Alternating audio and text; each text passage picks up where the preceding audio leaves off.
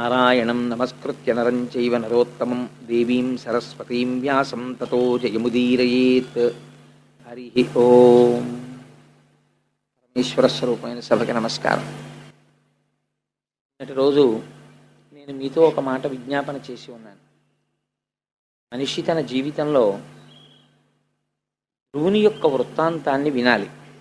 అందున భాగవతాంతర్గతంగా వినడం అనేటటువంటిది మరింత గొప్ప విషయం. ఎందుకంటే భాగవత ప్రవచనం జరుగుతుండగా వినడం అన్నది, అందున ద్వాదశి నాడు కానీ, పౌర్ణమి నాడు కానీ, అమావాస్య నాడు కానీ, దినక్షయమునందు కానీ, అసుర సంధ్య వేళ కానీ ధ్రువ చరిత్ర వినమని.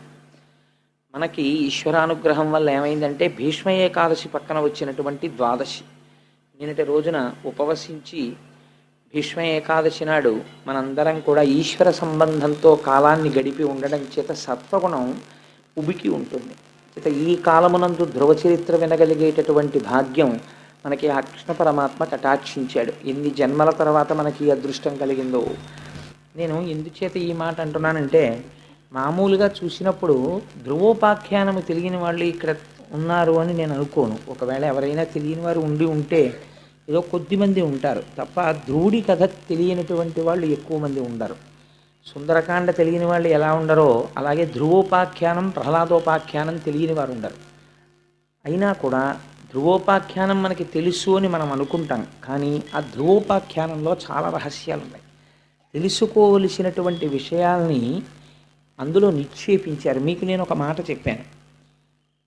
భాగవతాన్ని ప్రారంభం చేసే ముందు వేదము యొక్క ఉత్తర భాగమైనటువంటి జ్ఞానకాండనంతటినీ కూడా వేదవ్యాసుడు ఉపనిషత్ సారాంశాన్నంతటినీ తీసుకొచ్చి భాగవతంగా ప్రతిపాదన చేశాడు. భాగవతంగా ప్రతిపాదన చేసి ఉంటే అది కేవలము జ్ఞాన సంబంధమే, అది తత్వ సంబంధమే అయి ఉన్నది. అయినప్పుడు అందులోకి కథలు ఎలా ప్రవేశించాయి, కొన్ని విషయాలను ఎలా తీసుకొచ్చి పెట్టారు మరి అంటే, సారభూతమైనటువంటి విషయములను పిండారు వ్యాసుల వారు. ఏది వింటే మనుష్య జన్మ సార్థకత పొందిపోతుందో అటువంటి వాటన్నింటినీ తీసుకొచ్చి హారం కింద గుచ్చారు. ఇవి మీరు తెలిసి వినండి, తెలియక వినండి, కథగా వినండి, తత్వంగా వినండి, ఎలా విన్నా సరే మీకు మహోపకారం చెయ్యగలిగినటువంటి సంఘటనల్ని, అటువంటి వృత్తాంతాల్ని తీసుకొచ్చి భాగవత పురాణంలో మనకి అందించాడు మహానుభావుడు. ధ్రువ చరిత్ర ఒక ఆశ్చర్యకరమైనటువంటి సందర్భం. ఎందుచేత ఆశ్చర్యకరమైన సందర్భము అన్నది మీకు నేను ఎక్కడికక్కడ ప్రస్తావన చేసే ప్రయత్నం చేస్తాను. మీకు నేను ఒక మాట మనవి చేశాను. మైథున సృష్టి జరగడం కోసమని బ్రహ్మగారు తన శరీరంలోంచి ఒక స్త్రీ స్వరూపాన్ని, పురుష స్వరూపాన్ని సృష్టి చేశారు అని. వారే స్వయంభవమనువు, శతరూప. స్వయంభవమనువు, శతరూప వారిద్దరూ కూడా ఉద్భవించిన తరువాత సృష్టి చెయ్యమని బ్రహ్మగారు ఆదేశించారు. వారికి 3 కుమార్తెలు, 2 కుమారులు కలిగారు. ఆ 3 కుమార్తెల పేర్లు నేను మొన్నటి రోజున చెప్పి ఉన్నాను. అకూతి, దేవహూతి, ప్రసూతి. కుమారులు ప్రియవ్రతుడు, ఉత్తానపాదుడు. ప్రియవ్రతుడి యొక్క వృత్తాంతం మనకి తర్వాత వస్తుంది. ఇవాళ మనం ఉత్తానపాదుడి గురించి మాట్లాడుకుంటున్నాం. ఆ ఉత్తానపాదుడికి 2 భార్యలు. మొదటి భార్య సునీతి, రెండవ భార్య సురుచి అనబడేటటువంటి 2 భార్యలు. ఆ 2 భార్యలతో ఉత్తానపాదుడు చాలా సంతోషంగా జీవితాన్ని గడుపుతున్నాడు. మీకు ధ్రువోపాఖ్యానంలో ఉన్న గమ్మత్తు ఏమిటంటే, మీకు ఆ పేర్లు వింటున్నప్పుడు ఏదో అనుమానం వస్తుంది. ఇది నిజంగా ఎక్కడో జరిగిన కథ, లేకపోతే ఏదైనా విషయాన్ని ఇందులో దాస్తున్నారా అన్న అనుమానం వస్తుంది. ఎందుచేత నేను ఈ మాట అంటున్నానంటే, ఆ పేరు పెట్టుకున్నవాడిని మీరు ఎక్కడైనా చూసారా? ఉత్తానపాదుడు అని పేరు పెట్టుకున్నవాడిని, పైకి కాళ్ళు ఉన్నవాడు ఉత్తానపాదుడు అంటే. అలా ఎలా ఉంటాడండి? అది అసహ్యంగా ఉంటుంది. కాళ్ళు పైకి ఉంటే తలకాయ కిందకి ఎవరికీ ఉండదుగా. కానీ మనందరం అలాగే ఉన్నాం. ఎక్కడున్నాం? అమ్మ కడుపులో అలాగే ఉన్నాం. రేపు కపిల గీత విందురు. కానీ నిజంగా కపిల గీత వినడం అంటే పరమాత్మ సాంఖ్యం చెప్పడానికే కపిలావతారంలో వచ్చాడు. అది దేవహూతంతటిది కపిల గీత విని మోక్షాన్ని పొందేసింది. వ్యాసుల వారైతే ఒక మాట అన్నారు, అసలు ఈ కపిల గీత వినడం అనేటటువంటిది ఎప్పుడో సంభవిస్తుందయా. నేను మీకు చెప్పాను కదా, సారమంతా పిండేశాడు ఆయన. అందుకని ఈ కపిల గీత విన్నటువంటి వాళ్ళ యొక్క జీవితం మారిపోతోంది అన్నాడు ఆయన. అందుచేత మనమందరం ఉత్తానపాదులమే. అసలు మనం పుట్టే ముందు అందరం కూడా తల్లి కడుపులో పైకి కాళ్ళు పెట్టుకుని తల కిందకు పెట్టుకుని పడుకున్న వాళ్ళమే. ఆ తర్వాత అమ్మ కడుపులోంచి బయటికి వచ్చిన తర్వాత అన్ని ప్రాణులలో లాగే భూమికి అడ్డంగా పాకాం, తర్వాత నిలువుగా పెరిగాం. సరే, అందుచేత ఉత్తానపాదుడనేటటువంటి రాజుకి ఇద్దరు భార్యలు, ఒకరు సునీతి, ఒకరు సురుచి. సునీతి అన్న పేరు మీరు వినగానే తెలిసిపోయి ఉంటుంది మీకు. ఆవిడ ఏం చెప్తుందంటే నీతి చెప్తుంది. అందుకని ఆభిముఖ్యం ఉంటుందా? మర్యాద మంచి ఎప్పుడు లోపల నుంచి పలుకుతూనే ఉంటాయి. మనకి మాత్రమే వినపడుతుంది, వేరొకరికి వినపడదు. మీరు ఒక చెయ్యరాని పని చెయ్యాలి అని అనుకున్నారనుకోండి, లోపల నుంచి ఒక ప్రబోధం వస్తుంది. అయ్యో ఎందుకులే ఆ పని చేయకపోతే వచ్చిన నష్టం ఏమిటి, చేసి పాపం మూట కట్టుకోవడం తప్ప అనిపిస్తుంది మనకి. కానీ వెంటనే మాయ, అవిద్య, మనస్సు కామము వైపుకి ఈడ్చేసే ముందు చెయ్యరాని పనిని చేయిస్తుంది. ఆ ప్రబోధము యొక్క బలం ఎక్కువైపోతే అటువైపుకి తిరిగిపోతాం మనం. ఎక్కడో ఉండదు, సంఘర్షణ అంతా ఇక్కడే జరుగుతూ ఉంటుంది. అటువంటి సంఘర్షణ యందు సునీతికి ఒక కుమారుడు, సురుచికి ఒక కుమారుడు కలిగారు. సునీతికి కలిగినటువంటి కుమారుడు ధ్రువుడు, సురుచికి కలిగినటువంటి కుమారుడు ఉత్తముడు. ఇద్దరు కుమారులు కలిగారు. మీరు పేర్లు కొంచెం జాగ్రత్తగా జ్ఞాపకం పెట్టుకోవాలి. ఇలా కూర్చుని ఉండగా, ఎందుకండి ఇదంతా ఏదో చందమామ కథలాగా, ఏమిటి ఆయన భార్యలు, ఇద్దరు పిల్లలు, చెరుకో భార్యకి, మాకు ఎందుకండి ఎల్లరంతా అసలు వారు ఇవన్నీ ఎందుకు రచించారు ఈ కథలన్నీ అని మీకు అనిపించవచ్చు. కానీ మీరు ఇందులో ప్రధానమైన విషయాన్ని నేను ధ్రువోపాఖ్యానం చెప్పే ముందు ఒకటి చెప్తాను, మీరు ఆ కోణంలో దీన్ని వినండి. సాధారణంగా ఎవరికైనా జ్ఞానం అనేటటువంటి దాని పట్ల, వైరాగ్యం అన్న దాని పట్ల మమకారం ఎప్పుడు కలుగుతుందండి? అసలు భోగం అనుభవిస్తే వైరాగ్యం అన్నమాట. భోగమే అనుభవించినటువంటి వాడికి వైరాగ్యం అన్న మాటకు అర్థం ఎక్కడుంది? పైగా పోని ఏదో కోపం వచ్చింది, కోపం వస్తే ఎటువైపు కడతాడు? కోపం వస్తే ఏదో ఇల్లు విడిచిపెట్టి పోతాడు, ఎక్కడికో అటు పోతానంటాడు, ఇటు పోతానంటాడు, అమ్మ మీద కోపం వచ్చింది, నాన్న మీద కోపం వచ్చింది అంటాడు. ఎవరి మీదో కోపంతో ఈశ్వరుడి పాదాలు అట్టుకుంటాననేవాడు ప్రపంచంలో ఉండడుగా. ఒకవేళ ఉన్నాడు అనుకోండి, అలా ఉన్నవాడికి నారదుడు ఎదురొచ్చి మాట్లాడగా, ఒకవేళ మాట్లాడాడు అనుకోండి, 5 ఏళ్ల వాడు తపస్సు చెయ్యలేడుగా, ఒకవేళ చేశాడు అనుకోండి, జన్మజన్మాంతరములు తపస్సు చేసిన వాళ్ళకి దొరకనటువంటి శ్రీమన్నారాయణ దర్శనము అత్యంత దుర్లభమైనది దొరకదుగా, ఒకవేళ దొరికిందనుకోండి, వాడు మోక్షాన్ని కోరకుండా ఇంకేదో కోరి శ్రీమన్నారాయణుడు వెళ్ళిపోయిన తర్వాత చేతులు పిసుక్కుని ఏడవడుగా. మరి ఇవన్నీ ఎలా జరిగాయి ధ్రువోపాఖ్యానంలో? ఎందుకు నడిపించారు వ్యాసుల వారు ఆ కథనం అంత గొప్పగా? ఈ రహస్యాన్ని మీరు ఇప్పుడు వినాలి. అది వింటే, ఆ కోణంలో వింటే ధ్రువోపాఖ్యానం ద్వాదశి నాడు వినమని ఎందుకు చెప్పారో మీకు అర్థమవుతుంది. సరే, ఆ సునీతి యొక్క కుమారుడు ధ్రువుడు, సురుచి యొక్క కుమారుడు ఉత్తముడు. రాజైనటువంటి ఉత్తానపాదుడికి భార్య అయినటువంటి సురుచి యందు ఉన్నటువంటి ప్రేమ సునీతి యందు లేదు. లేదా సునీతి యందు లోపల గౌరవమున్నా సురుచికి లొంగిపోయిన వాడవడం చేత సునీతిని గౌరవించలేడు. సురుచి పట్ల ఉన్నటువంటి లొంగుబాటు అటువంటిది. అంటే మీరు దీన్ని కొంచెం జాగ్రత్తగా అర్థం చేసుకున్నారనుకోండి, ఎక్కడుంది అది? ఇక్కడే ఉంది. సునీతి కూడా ఇక్కడే ఉంది. సునీతి ఎప్పుడు చెప్తుంటుంది, అలాంటి పని చేయకూడదు, విన్నావు కదా భాగవతం అంతా, రామాయణం చదువుకున్నావు కదా, పెద్దల మాటలు విన్నావు కదా, ఎందుకు పాడైపోతావు, ఇలాంటి పని చెయ్యకు, కక్కుర్తి పడకు. చూసేవాడు ఒకడు ఉన్నాడు, నిన్నను చూశారు కదా సత్యనారాయణ వ్రతంలో, అక్కడే కూర్చుంటాడు చిత్రగుప్తుడు అని రాసేస్తుంటాడు. ఎందుకు వచ్చినల్లరు ఇదంతా మనకి? అందుకని వద్దా పాపకర్మ చేయకంటుంది. కానీ మనం పుట్టిన దగ్గర నుంచి సురుచికి లొంగిపోవడం మనం అలవాటైపోయాం. సురుచికి లొంగడానికి అలవాటు పడిపోయిన మనం సునీతిని భార్యగా అంగీకరించలేం. అందుకని ఆవిడ మాటకి పెద్ద విలువ ఇవ్వం. అయినా ఆవిడ కూడా ఏమంటుంటుందంటే, నేను భార్యనే అని పాపం ఏదో చెప్పడానికని తెరదాకా వస్తుంది. సురుచి కళ్ళెర్ర చేసి చూస్తుంది. నీతి చెప్దాం అనుకుంటున్నావు అని. దీనికి లొంగిపోయి ఉన్నవాడు రాజు, అందుకని అసలు సునీతిని గౌరవించడు. కానీ ఇద్దరు భార్యలే, ఇద్దరూ ఎప్పుడూ జీవుడు వెంటే ఉంటారు వాళ్ళిద్దరూ చిట్ట చివరి వరకు. సురుచికి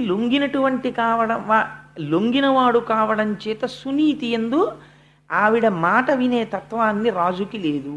ఆవిడ్ని భార్యగా ఆదరించినవాడు కాడు. అంటే సురుచికి ఇచ్చినటువంటి స్థానం సునీతికి ఉత్తానపాదుడు ఇవ్వలేదు. కానీ భార్యలు కనుక ఇద్దరి యందు కుమారులు జన్మించారు. ఒకడు ఉత్తముడు, ఇంద్రియాలతో అనుభవించిన సుఖాలన్నీ ఉత్తమంగానే కనిపిస్తాయి, ఎవడికి అధమంగా కనిపించవు. అధమంగా కనిపించింది సుఖం అని ఎందుకంటాడు? అనుభవించిన ప్రతిదీ ఇది గ్రామ్య సుఖం అండి అని అన్నాడు అనుకోండి. ఏదైనా ఒక సుఖాన్ని అనుభవించి, సుఖంలో ఏముందండి, ఇది గ్రామ్య సుఖం, దీనికోసమా వెంపర్లాట అన్నాడు అనుకోండి, వాడు మారిపోయాడు అంతే. వాడి వైరాగ్యం వచ్చింది. వైరాగ్యం అన్న మాట చాలా తేలికగా వాడుతుంటారు సమాజంలో. ఆయనకి చాలా వైరాగ్యం వచ్చిందండి, మహానుభావుడు అలా ఉంటాడు అంటారు. ఉట్టిది వైరాగ్యం అన్న మాట అలా ఏం ఉండదు. వైరాగ్యం వస్తే ఎలా వస్తుందో తెలుసా అండి? It does not come like drop by drop, it comes like flood అంటారు రామకృష్ణ పరమహంస. అది వస్తే వరదలా వస్తుంది, అంతేకాని చుక్క చుక్క చుక్క చుక్క రాదు. వైరాగ్యం వచ్చినటువంటి వాడు వైరాగ్యము కలగగానే 12 గంటలకి వైరాగ్యం కలిగితే 12 గంటల 1వ నిమిషం నుంచి మారిపోతాడు. వైరాగ్యం పైన కట్టుకున్న బట్టల్ని బట్టి తెలియదు, లోపల స్థితిని బట్టి తెలుస్తుంది వైరాగ్యం. కాబట్టి నిన్నను చూడండి, తత్వవిధానంద సరస్వతి మహారాజు వచ్చారు, అనుగ్రహ భాషణం చేస్తూ. వారి స్థితి ఏమిటో తెలుసా అండి? వారు కెమిస్ట్రీలో పిహెచ్డి, కృష్ణ యజుర్వేదంలో సైన్స్ అన్న సబ్జెక్టు మీద పిహెచ్డి. వారు రాణి నరసింహశాస్త్రి గారి కొడుకు. వేదాంతముల యందు వారికి ప్రవేశం ఉంది. వారు ఉపనిషత్తులన్నీ చదివారు, వేదాలన్నీ చదివారు, పురాణాలన్నీ చదివారు. ఇవాళ ఆత్మతత్వమునందు నిలబడిపోయినటువంటి మహాపురుషుడు, అంత నిరాడంబరుడు. ఎవరింటికైనా పలహారం చేయడానికి వచ్చారనుకోండి, ఇలా తెరేస్తే ఒప్పుకోరైనా. బ్రహ్మము తింటోంది, బ్రహ్మమును తింటోంది, నాతో పాటు తింటున్న వాళ్ళందరూ కూడా బ్రహ్మము తింటోంది, దానికి తెరెందుకని అడుగుతారు. అందరికీ పెట్టారా అండి అని అడుగుతారు. అందరూ తిన్నారా అండి అని తాను కూడా అందరితో పాటు కూర్చుని తింటారు. అందరికీ అన్ని ప్రశ్నలకి జవాబులు చెప్తారు. ఎంత శుద్ధమైన నవ్వు నవ్వుతారంటే, నాకు ఆయన నవ్వు చూస్తే సుందరకాండలో సీతమ్మ తల్లి నవ్వు గుర్తొస్తుంది. అంతటి వారు నిన్ననొచ్చి అనుగ్రహ భాషణం చేయడానికి అక్కడ కూర్చుని, మీరు మర్యాద చూడండి. మనం విష్ణు సహస్రనామ స్తోత్రం చేసుకుంటున్నాం, ఆయన ఒక మాట అనొచ్చు, ఏమండి నేను అనుగ్రహ భాషణం చేసి వెళ్ళిపోయాక మీరు చేసుకుందరు కానీ పారాయణని. అయ్యో చేసుకోండి అన్నారు. అప్పటి వరకు అలా కూర్చుని, స్వామి మీరు అనుగ్రహ భాషణం చేయండి అంటే, వారి గురించి నేను చెప్పి ఉన్నాను అన్నాను, అంతే, నేనేం చెప్పలేదు నేను. ఆయన అన్నారు, కాలములో వచ్చి కాలములో వెళ్ళిపోయేవి, మిగిలినవన్నీ 2 మాత్రం సత్యాలు. ఒకటి, నేను దయానంద సరస్వతి మహారాజు శిష్యుణ్ణి, నన్ను తత్వవిధానంద సరస్వతి స్వామి అంటారు. ఆయన వైరాగ్యం చెప్పడానికి ఆ 2 మాటలు చాలు. ఈ జీవుడు పిహెచ్డీలు ఇవి నా వెంట వచ్చేవి కావు, కానీ నా స్వస్వరూపమును నాకు భాషింపచేసిన గురువెవరో అది సత్యం. ఆ గురువు వలన తెలుసుకున్న జ్ఞానము చేత ఈ శరీరమునకు పెట్టబడిన పేరు వదిలి తత్వమును తెలుసుకున్న తర్వాత నేను పొందిన స్థితి సత్యం. ఈ 2 సత్యాలు, మిగిలినవి కాలములో వెళ్ళిపోయేవి, వాటి గురించి ప్రమేయం లేదు. ఎంత గొప్ప మాట అండి! ఎంత వైరాగ్యమన్న సముద్రంలోంచి పుట్టుకొచ్చిన ఆణిముత్యాల మాటలు. దాన్ని అనుగ్రహ భాషణం అని పిలుస్తారు. అలా లోపల వడపోత పోయగలిగిన ధీరుడైన వాడు మాట్లాడతాడే, అందుకే జ్ఞానిని ధీరాహ అని పిలుస్తారు.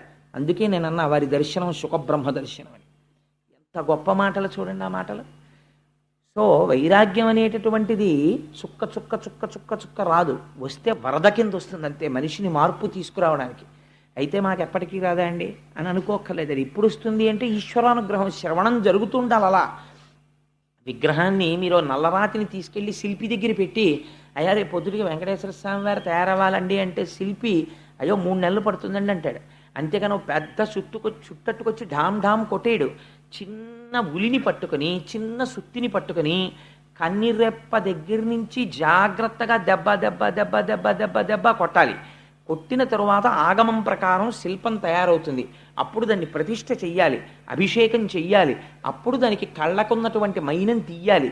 అప్పుడు ఆ స్వామి మీకు అనుగ్రహాన్ని కటాక్షించగలిగినటువంటి మూర్తి అవుతుంది. అంతే తప్ప ఒక విగ్రహం మీకు అకస్మాత్తుగా రమ్మంటే రానట్లుగా వైరాగ్యము జ్ఞానము ఒక్కసారి సిద్ధించమంటే ఎలా సిద్ధిస్తాయి? దానికి శ్రవణము నడుస్తూ ఉండాలి. భగవత్ సంబంధమైనటువంటి విషయాన్ని వినడం అన్నది జరుగుతూ ఉండాలి. అది జరగకపోతే అది కుదిరే విషయం కాదు. కాబట్టి ఆ సురుచి సునీతి 2 భార్యలతో ఉత్తానపాదుడు ఉన్నాడు. ఒకానొక నాడు ఒక ఆశ్చర్యకరమైన సంఘటన. ఇది మామూలు మన ఇళ్లల్లో అయితే చెప్పుకోవలసినటువంటి సందర్భమే కాదు. దానికి వ్యాసుడు మురిసిపోయి, ఎవరండి రాసినవాడు? ఎవరో సాంఘిక నవలు రాసేవాళ్ళో, చందమామలో కథ రాసేవాళ్ళో వాళ్ళు రాయలేదు. లేకపోతే ఏదో పత్రికకి సరదాగా రాత్రి కూర్చునో కథ రాసేవాళ్ళు రాయలేదు. ఈ సంఘటనని తీసుకొచ్చి ఒక మహాత్ముడి యొక్క జీవితంగా, మీ జీవితాన్ని మార్చగలిగిన సందర్భంగా ఒక సంఘటనని వ్యాసుడు ఆవిష్కరిస్తున్నాడు. పోతన గారు పరవశించి అనువాదం చేశారు. ఇది రాముడు నా చేత అనువాదం చేయించాడన్నారు. ఏమిటి ఆ సంఘటన? అంత గొప్ప సంఘటన ఏం జరిగింది అంతఃపురంలో అంటే, మీరు ధ్రువోపాఖ్యానాన్ని మామూలుగా ఇన్ బిట్వీన్ ది లెటర్స్ అంటారు ఇంగ్లీష్లో, అలాగా మీరు దాన్ని అక్షరాల కింద చదివారనుకోండి, అది పెద్ద సంఘటనే కాదు. కానీ ఒక గొప్ప సంఘటన జరిగింది. ఏమా సంఘటన? మీరు అవధరిద్దురు గాని, ఒకనాడు సుఖలీల నుత్తాన పాదుండు ఎరి ప్రియురాలైన సురిచి కన్న కొడుకు ఉత్తము తన తొడలపై నిడుకొని ఉపలాలనము చేయుచున్న వేళ అర్ధితత దారోహణాపేక్షితుండైన ధ్రువుని కనుంగొని తివక ఆదరింపకుండుటకు గర్వించి ఆ సురుచియు సవిత బిడ్డండైన ధ్రువుని చూచి తండ్రి తొడనెక్క వేడుక తగిలనేని పూని నాగర్భమున నాడు పుట్టక అన్యగర్భమున పుట్ట కోరిన కలది నేడు జనకు తొడయక్కు భాగ్యంబు సవతి కొడక. ఎంత గొప్ప అనువాదమో చూడండి ఆ శిశపద్యం. ఒకనాడు ఉత్తానపాదుడు కూర్చునున్నాడు, సింహాసనం మీదేం కాదు, అంతఃపురంలో కూర్చునున్నాడు. పక్కన సురిచి నిలబడి ఉంది. సునీతిని దగ్గరికి రానివ్వడుగా, సురిచే ఉంటుంది ఎప్పుడు. సురిచి కొడుకు అయినటువంటి ఉత్తముడు తండ్రి తొడ మీద కూర్చున్నాడు. తండ్రి తొడ మీద కూర్చోవాలనేటటువంటి ఉత్సుకత కొడుక్కి సాధారణంగా ఉంటుంది.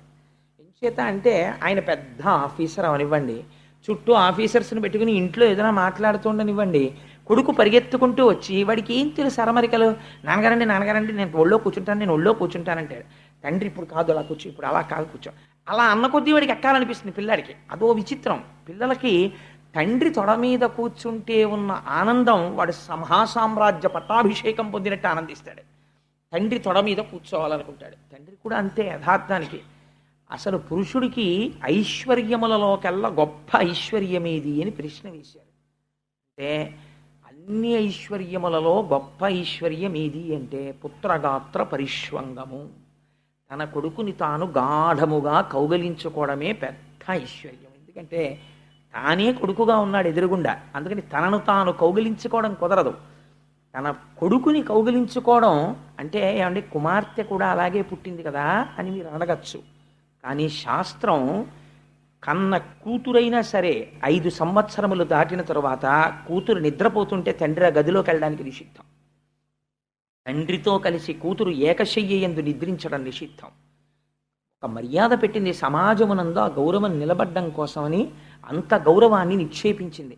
తండ్రికి కూతురు మీద మిక్కుటమైన ముద్దొస్తే కొడుకునైనా సరే ఎక్కడ పడితే అక్కడ ముద్దు పెట్టడానికి వీలు ధర్మశాస్త్రం అంగీకరించదు. మూర్ధన్య స్థానమునందు చిన్నతనంలో వేరు. 5 ఏళ్ళు దాటితే బిడ్డడి యొక్క తల పట్టుకుని ఉంచి, ఒకవేళ వాడు మనకన్నా పొడుగైపోతే వాడి తలకాయ పట్టుకుని ఉంచి వాడి యొక్క మూర్ధన్య స్థానమునందు పాపట యందు తండ్రి ముద్దు పెట్టుకుంటే వాళ్ళకి ఆయుర్దాయం వృద్ధిలోకి వస్తుంది, వాళ్ళు ఇంకా వృద్ధిలోకి వస్తారు. తప్ప ఎక్కడ పడితే అక్కడ ముద్దు పెట్టడాన్ని శాస్త్రములను నిషేధించింది. అందుచేత తండ్రి కొడుకు మీద, తండ్రి యొక్క తొడ మీద కూర్చునున్నాడు ఉత్తముడు, సురుచి కొడుకు. పాపం సునీతి కొడుకు పరుగు పరుగున వచ్చాడు. ఆయన ధ్రువుడు, ఆయనకి కూడా కోరిక కలిగింది నాన్నగారి తొడ మీద కూర్చోవాలి అని. వచ్చి నాన్నగారు నాన్నగారు నేను కూడా కూర్చుంటాను నాన్నగారు అన్నాడు. తండ్రి ఎక్కించుకోలేదు తొడ మీద. ఎందుకు ఎక్కించుకోలేదు? కొడుకు మీద ప్రేమ లేక కాదు. మీరు అది గమనించాలి. కొడుకు మీద ప్రేమ ఉంది. ఎందుకనంటే తన కొడుకే. కొడుకుల యందు భేదం ఉండదు, భార్యల యందు భేదం ఉండొచ్చు శాస్త్రంలో, అదో గమ్మత్తు. ఎందుకంటే రెండూ తన తేజస్సులే. అందుకని ఆ కొడుకు యందు ప్రేమ ఉంది. కానీ ఆ కొడుకుని ఎందుకు ఎక్కించుకోడు? సురుచి పక్కన ఉంది. నా కొడుక్కి సునీతి కొడుక్కి ఇద్దరినీ తొడ మీద కూర్చునే స్థానమా అంటుంది.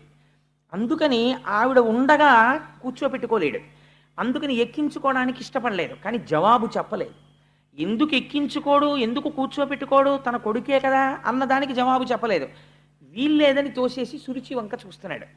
ఆవిడేమైనా అనుకుంటుంది మనం, ఒకవేళ సురుచి ఆ రోజున ఏమయ్యా పోన్లే ఏం పోయింది, పిల్లాడే కదా నీ కొడుకే కదా కూర్చోబెట్టుకోవాడిని కూడా అందనుకోండి, ఆనాడు తప్పకుండా ఉత్తానపాదుడు కూర్చోబెట్టుకుంటాడు. కూర్చోబెట్టుకున్నాడు అనుకోండి, భాగవతంలో ఈ ఆఖ్యానం లేదు, అయిపోయిందంతే అక్కడితో. ఆయన కూర్చోబెట్టుకోలేదు, సురుచి వంక చూస్తున్నాడు. మన జీవితమే.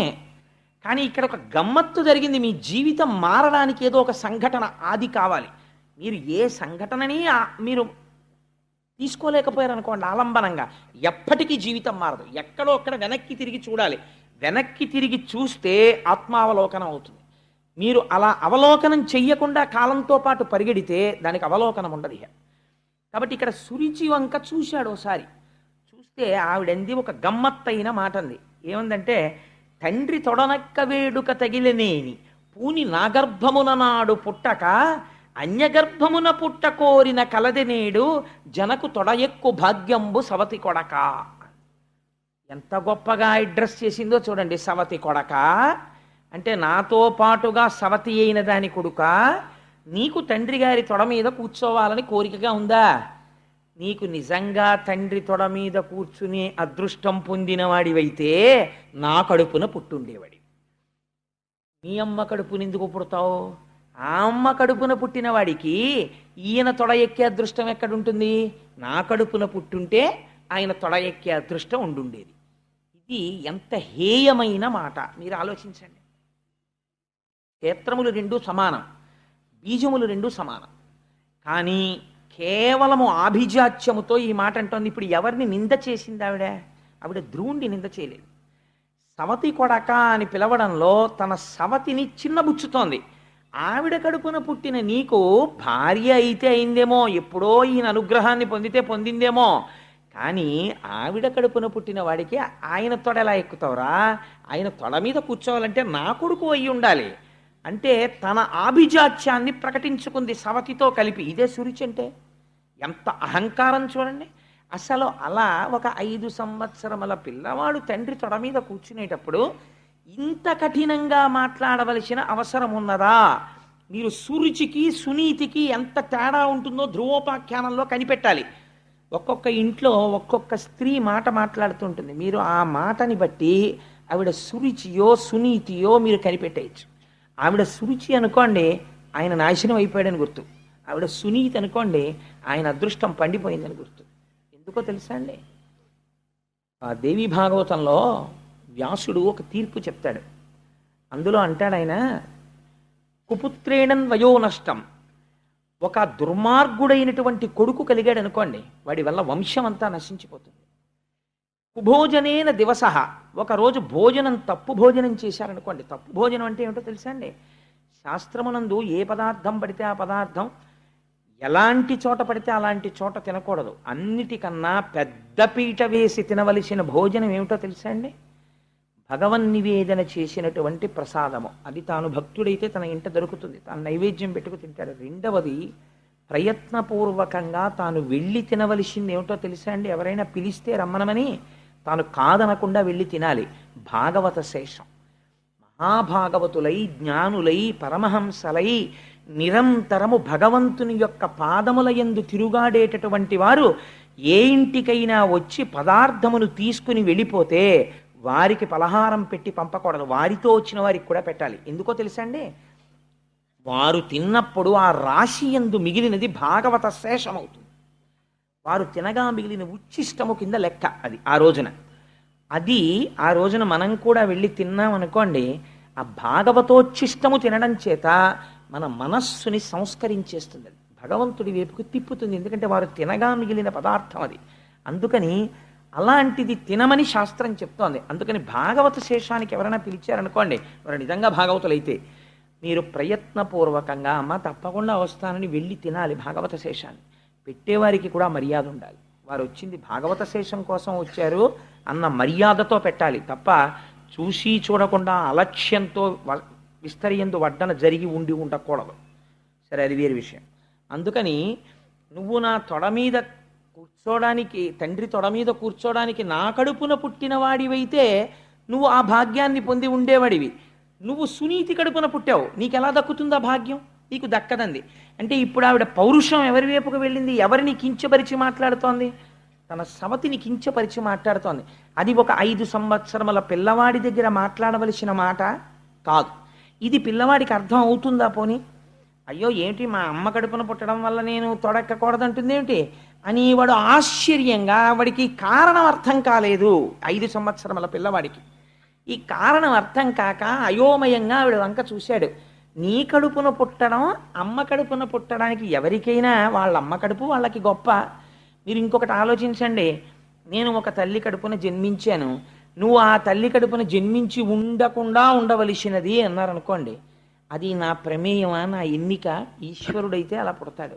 అయినా నేను ఏ కడుపున పుట్టినా నా యొక్క నడువడి చేత ఆ కడుపు ధన్యం అవ్వాలి. అందుకే ఒక మహాపురుషుడు కనపడ్డాడు అనుకోండి, ఒక ఆయన పరమ భాగవతోత్తముడో లేకపోతే దేశసేవ చేసినవాడో సత్పుత్రుడో అనుకోండి, వెంటనే ఎవరిని స్మరిస్తారంటే తండ్రిని స్మరించరు ముందు. ఏ తల్లి కన్న కొడుకో, మహానుభావ మిమ్మల్ని ఏ అమ్మ కందోనండి అంటారు. తన వల్ల అమ్మ కడుపు పండుతోందా, లేకపోతే అమ్మ కడుపు ఫలానా అమ్మ కడుపున పుట్టడం వల్ల తను గొప్పవాడవుతాడా? అసలు ఆ మాట తప్పు. సురుచి చెప్పిన మాట తప్పు. కాబట్టి సురుచి చెప్పేవన్నీ అలాగే ఉంటాయి మాటలు. ఈ మాటలు మాట్లాడుతుంటే ఉత్తానపాదుడు ఊరుకున్నాడు. అందుకే పైకి కాళ్ళెట్టి కిందకి తలెట్టి పుడుతూ వెడుతూ ఉంటాడు. ఇలా సురుచికి లొంగినవాడు కాబట్టి ఎంత ధర్మాన్ని ప్రతిపాదన చేసేస్తున్నాడో చూడండి వ్యాసుడు. పైకొక్క సీసపద్యం, లోపల ఇన్ని రహస్యాలు. అందుకని ద్వాదశనాడు విని దగ్ధమైపోతుందన్నారు అజ్ఞానం. కాబట్టి ఏమైంది, అటువంటి మాట సురుచి మాట్లాడుతుంటే వింటుంటే అర్థం కాక పిల్లవాడు ఆవిడ వంక చూశాడు. చూస్తే సురుచెంది వీడికి అర్థం కాలేదని, నా కడుపున పుట్టడం అంటే మళ్ళీ టంగుని ఏదో నా కడుపులో దూరి మళ్ళీ బయటికి రావడం కుదురుతుందా? నా కడుపున పుట్టడం అంటే మాటలు అనుకున్నావా? నా కడుపున పుట్టడం అంటే దానికి ఎంత అదృష్టం ఉండాలో తెలుసా అని ఒక సిద్ధాంతం చేసేసింది తనకి తానే. ఇది అలా సిద్ధాంతం చేయడానికి తనకి యోగ్యత పాత్రత నిజంగా ఉన్నాయనుకోండి, తను మహాజ్ఞాని అనుకోండి, తాను మహాపురుషుడు అనుకోండి, ముందుండేది ఏమిటో తెలుసా అండి? అపారమైన లజ్జ ఉంటుంది, చాలా సిగ్గుగా ఉంటుంది. తనకి ఎవరో బ్రహ్మరథం పడుతున్నారు అనుకోండి, చాలా సిగ్గుపడిపోతాడు. ఎందుకంటే బాబు ఇవన్నీ నాకు అంటాడు. తత్వవిధానంద సరస్వతి మహారాజును చూడండి, మీరు ఏమైనా కొంచెం ఎక్కువ గౌరవం చేసే ప్రయత్నం చేశారనుకోండి, ఆయన సిగ్గుపడిపోతారు. అయ్యయ్యో ఎందుకంటే బాబు నాకు అవన్నీ అంటారు. గట్టిగా పువ్వులు తీసుకెళ్ళి మీరు ఆయన పాదాల మీద వేస్తే ఆయన అంగీకరించరు. ఎందుకంటే అవన్నీ అలా చేయకండి అంటారు. మీరు ఇంకో 4 పూలదండలు వేస్తే ఆయన అంగీకరించరు. ఎందుకంటే అవన్నీ అలా వేసేస్తారు, అనవసరం అన్ని పూలదండలు అంటారు. 2 మాటలు ఎక్కువ పొగిడారనుకోండి, చాలా సరళంగా అవన్నీ కాలగతిలో వెళ్ళిపోయేవండి, అవన్నీ ఏంటి అంటారు. అసలు జ్ఞాపకంలోకి తెచ్చుకోరు. వాళ్ళు లజ్జతో ఉంటారు. ఎందుకనంటే ఆ మాటలు వాళ్ళని శూలం పెట్టి పొడిచినట్టుంటాయి. ఎందుకురా బాబు ఈ పొగడ్తలన్నీ నాకు అన్నట్టుగా ఉంటారు వాళ్ళు. అందుకని ఆ సిగ్గుతో కూడినటువంటి స్థితి ఈశ్వరానుగ్రహం. భక్తి ఉన్న వాళ్ళకి మాత్రమే అబ్బుతుంది. భక్తి లేకుండా రాజసమైన స్థితిలో ఉన్నవాడికి పొగుడుతుంటే చాలా సంతోషంగా ఉంటుంది. అయితే ఒకటి, అది ఒకనాటికి సాత్విక భక్తి కింద పరిణమించవచ్చు. నిజంగా ఆయన చాలా మంచి పనులు చేసినవాడు అనుకోండి, ఒకవేళ ఇవాళ పొగిడితే సంతోషించవచ్చు. కానీ ఆ భక్తి ఒకనాడు ఆయన్ని ఉద్ధరిస్తుంది, ఆయన్ని మంచి స్థితికి తీసుకెడుతుంది, రాజసంలోంచి తామసంలోకి తీసుకెడుతుంది. నిష్కారణ పొగుడుకోకూడదు. అందులో తనని తాను పొగుడుకున్నాడు అనుకోండి, వెంటనే తాను చచ్చిపోయినట్టే, ఆత్మహత్య చేసేసుకున్నట్టు. కాబట్టి ఇప్పుడు ప్రాయశ్చిత్తం చేసుకోవాల్సి ఉంటుంది. సురుచి ఎలా మాట, సురుచితో బాగా సంగం ఉన్నవాడికి ఉండే అలవాటు ఏమిటో తెలుసా అండి? తన్ని పొగుడుకోవడం, ఎదుటివాళ్ళలో దోషం పడుతుండడం. ఎప్పుడు ఎదుటివాళ్ళలో దోషం పడుతుంటాడు, తనని పొగుడుకుంటుంటాడు. అంటే ఆయన సురుచిని భార్యగా పొంది ఉన్నాడు, లొంగి ఉన్నాడని పసిగట్టవచ్చు. కాబట్టి నువ్వు ఎక్కువ మాట్లాడక్కర్లేదు.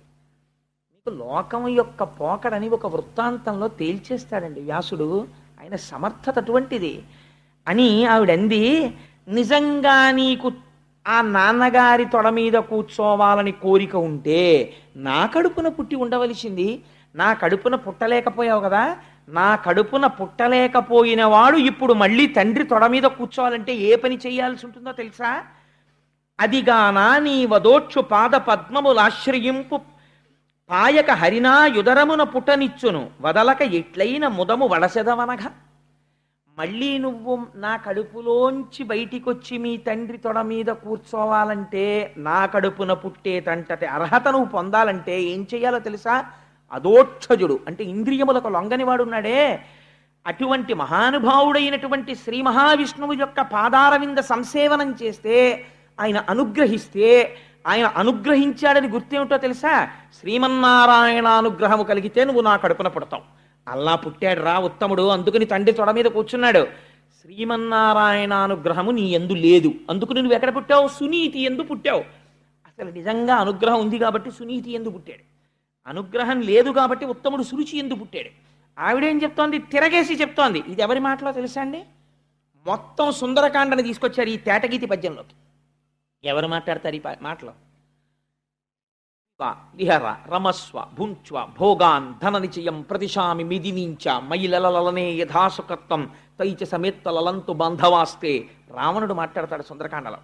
ఎందుకు ఈ తపస్సు, ఎందుకు ఈ ఒంటి జడ, ఎందుకు ఈ ఉపవాసాలు? హాయిగా రమించు, భోగించు, నీకు కావలసినంత డబ్బిస్తాను, అని ఈశ్వరుడి వైపుకి తిరుగుతున్నటువంటి మనస్సుని భౌతికమైనటువంటి సుఖము వైపుకి తిప్పుతాడు. పైగా ఇది ఎంత అదృష్టం ఉంటే సుఖపడగలమండి. ఒక విచిత్రమైన వేదాంతం చెప్తాడు. ఇంటిలో ఐశ్వర్యం ఉండి ఏకాదశి నాడు ఉపవాసం చేశాడు. ఎందుకు చేశాడు? భగవంతుడి కోసం. వేరొకడు అంటాడు, ఏంటండి ఇవన్నీ పిచ్చి, ఈశ్వరుడు ఎందుకు ఇచ్చాడు? తినడానికి ఇచ్చాడు, అంతేగాని అవన్నీ పెట్టుకుని ఉపవాసం చేయమనే, ఎందుకంటే ఇదంతాను అంటాడంటే ఇది రావణ ప్రలాపన. కాబట్టి అది వాడు ఏకాదశి వ్రతం చేస్తున్నాడు కాబట్టి వాడు ఉపవాసం ఉన్నాడు అని తెలుసుకోడు, ఒక నింద కూడా చేస్తాడు. అదే రావణుడు చేస్తాడు. అదే సురుచి మాట్లాడుతుంది. ఎలా మాట్లాడుతుందో చూడండి. శ్రీమన్నారాయణ అనుగ్రహం ఉంటే నా కడుపున పుట్టుండేవాడివి, మీ నాన్న తొడెక్కుండేవాడివి. నాన్న శాశ్వతమా, తొడ శాశ్వతమా, ఎక్కడం పెద్ద వైభోగమా అని ఈ మాట చెప్పి నీకు నారాయణ అనుగ్రహం లేదు అంది. అంటే ఇప్పుడు ఆ పిల్లాడికి ఏదో కొంత అర్థమైంది, ఏదో కొంత అర్థం కాలేదు. కానీ శ్రీమన్నారాయణానుగ్రహాన్ని పొందలేకపోవడం వల్ల నేను సునీతి కడుపున పుట్టానన్న మాట వాడికి జీర్ణం కాలేదు. అది చెప్పడానికి వాడికి భాష చాలదు. వాడు చాలా చిన్న పిల్లవాడు. అందుకని ఇప్పుడు వాడు ఏం చేస్తాడంటే, చెప్పడం చేత కాలేదనుకోండి ఆ పిల్లాడికి, వాడు చేసే పని ఏమిటంటే మొయ్యోమని ఏడుస్తాడు.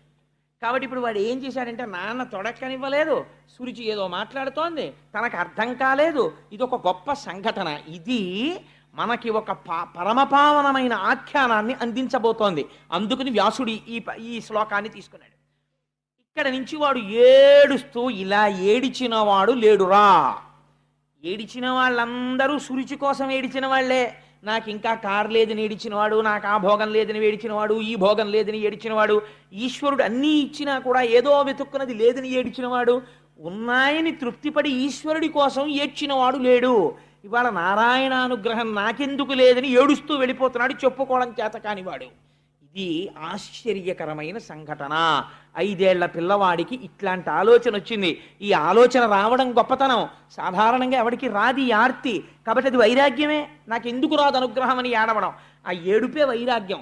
కాబట్టి అది తెలిసి తెలియని వైరాగ్య సంపద ఏర్పడింది. కానీ దీన్ని పూర్ణ వైరాగ్యం చేసేవాడు వాడు ఉండాలి.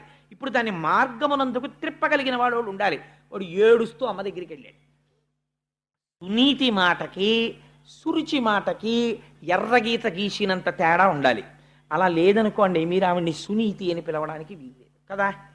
అందుకని వాడు ఏడుస్తూ అమ్మ దగ్గరికి వెళ్ళాడు. ఎందుకురా ఏడుస్తున్నావు అని అడిగింది అమ్మ. అమ్మ ఏమడుగుతుందండి? ఈ పిల్లాడి ఏడుస్తుంటే ముందు అమ్మ ఏమడుగుతుందంటే, ఏ నాన్న ఎందుకు ఏడుస్తున్నావు అంటుంది.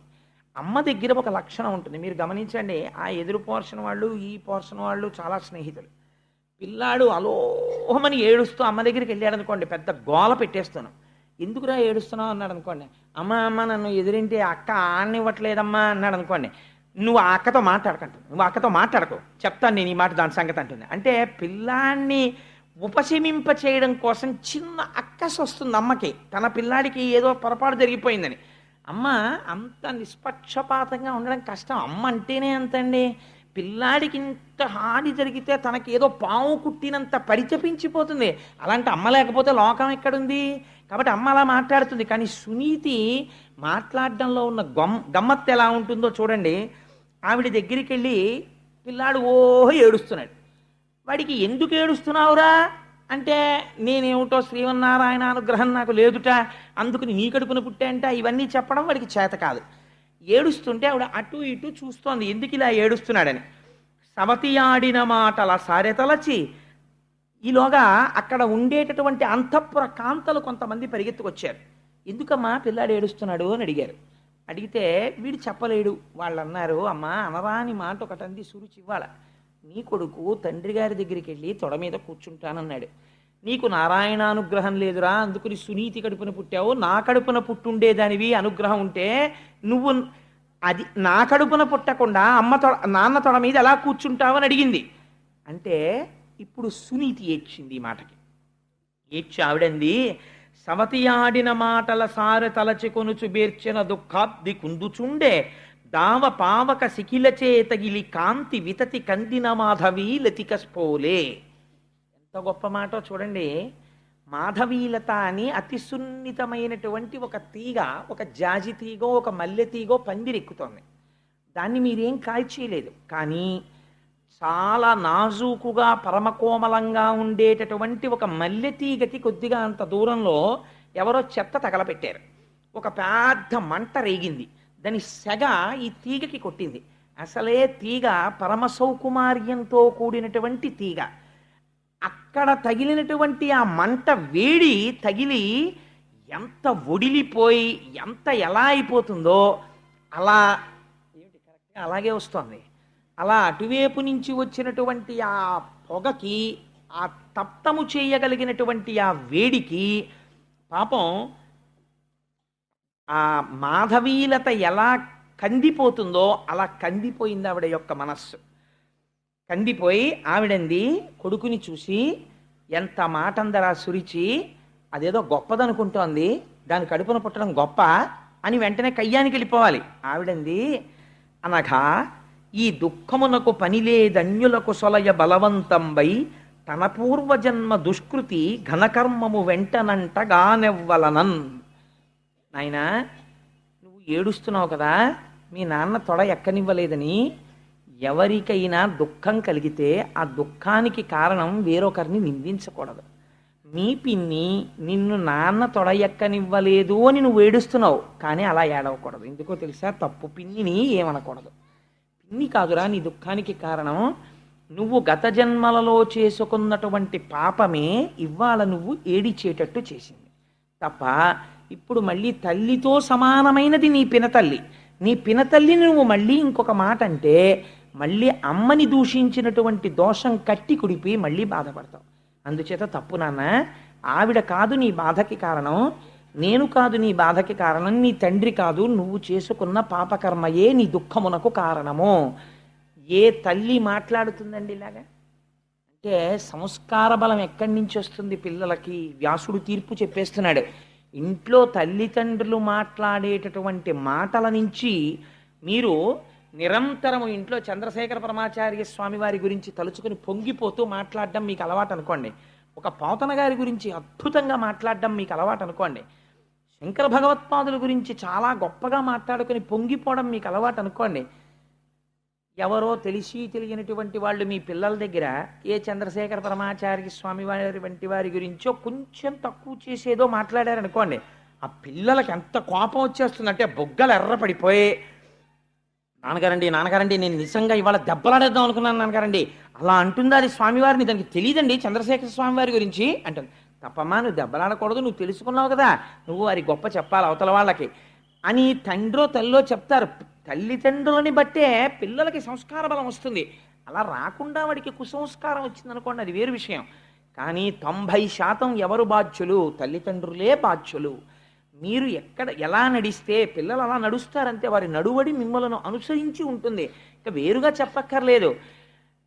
తల్లిదండ్రులు ఎలా ఉంటారో పిల్లల యొక్క నడువడి అలాగే ఉంటుంది. అందుకే 7 తరాలు అటు ఇటు చూసి పిల్లని తెచ్చుకున్నాం, లేకపోతే పిల్లాన్ని తెచ్చుకున్నాం అంటారు. ఇవ్వడానికి ఏమిటి చూస్తారు? ఆ తల్లిదండ్రుల యొక్క నడువడి ఎలా ఉంటుంది, వీళ్ళ ముందు వాళ్ళ నడువడి ఎలా ఉంటుంది, అది చూస్తారు. ఆ వంశంలో ఎవరైనా ఒక మహాపురుషుడు ఉన్నాడు అనుకోండి, ఆయన తేజస్సు మళ్ళీ ఆయన ఈ పిల్ల కడుపునో లేకపోతే ఓ మనవడిగానో ముని మనవడిగానో మళ్ళీ పుట్టచ్చు. పుడితే ఆ వంశం పావనం అయిపోతుంది. ఏమో ఆయన మళ్ళీ పుడతారేమో ఆశ. అటువంటి మహాపురుషుడున్న వంశం అండి అది. అంటే ఆ ఇంటికి తన పిల్లని పంపించాలని తాపత్రయపడతారు. ఎందుకని? అటువంటి చోటుకి వెళ్ళి అటువంటి చోట తను వారి కోడలు అనిపించుకుంది తన కూతురు. అందుకని నా కూతురు వారి ఇంటికి కోడలైతే బాగుండని కోరుకుంటారు. అలాగే కూతురున్నవాడు సంస్కార బలం ఉన్న కుటుంబానికి నా కూతురు వారింటి కోడలైతే బాగుండని తండ్రి కోరుకుంటాడు. కాబట్టి తల్లిదండ్రుల యొక్క సంస్కార బలాన్ని అనుసరించి పిల్లలు ఉంటారు. ఎంత అందంగా మాట్లాడిందో చూడండి ఆవిడ. అని పినిమిటి చేతను పెండ్లామని కాదు నికృష్ట దాసి అనియను పిలువంగను చాలని దుర్భగురాలనగల నా కుచ్చి నుదయమందిన కథనన్. నువ్వు ఇవాళ ఇటువంటి బాధ ఎందుకు పొందుతున్నావో తెలుసా? మీ పిన్ని ఆ మాట అంది అంటే ఉత్తినే అనలేదురా. మీ నాన్నగారికి నేను కూడా భార్యని.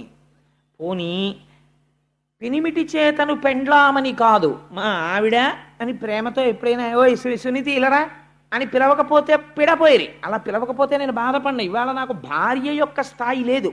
ఒక నికృష్టమైన దాసి ఇద్దరూ పక్క పక్కన నిలబడితే మీ నాన్నకి ఏదైనా గబుక్కుని పిలవవలసి ఉంటే నికృష్టమైనటువంటి ఆ దాసిని పిలుస్తాడు కానీ నన్ను పిలవడం. ఎందుకో తెలుసా?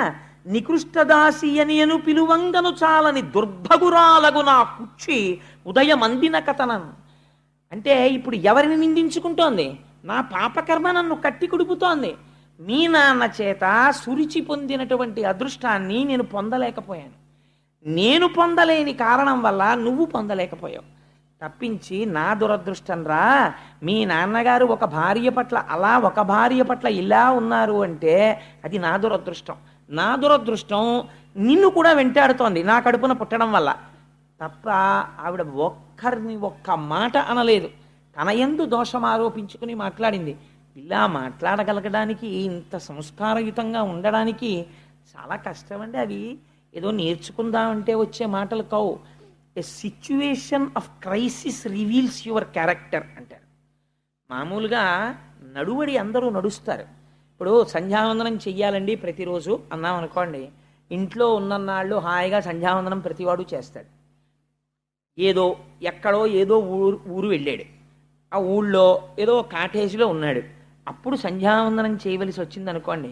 సంధ్యావందనం ఇవాళ చేయకపోతే ఏమండి అని ఏదో తప్పనిసరి పరిస్థితుల్లో ప్రాయశ్చిత్త శ్లోకం చదివాడు, సరే.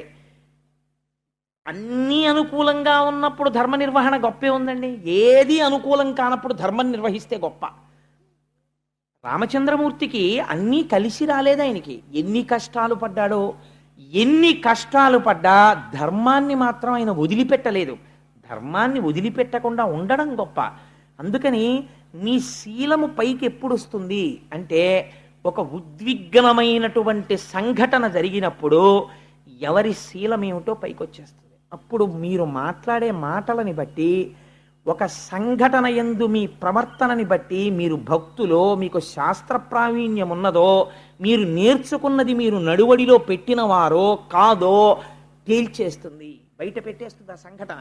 ఇప్పుడు ఈ సంఘటన ఎంతమందిని బయట పెడుతోందో చూడండి. ఒక్క సంఘటన ఉత్తానపాదుడి బలహీనతని బయటపెట్టింది, సురుచి అహంకారాన్ని బయటపెట్టింది, సునీతి శీలాన్ని బయటపెట్టింది, ధ్రువుడి మనస్సులో ఏర్పడబోతున్నటువంటి ఒక కొత్త కోరికని బయటపెడుతోంది.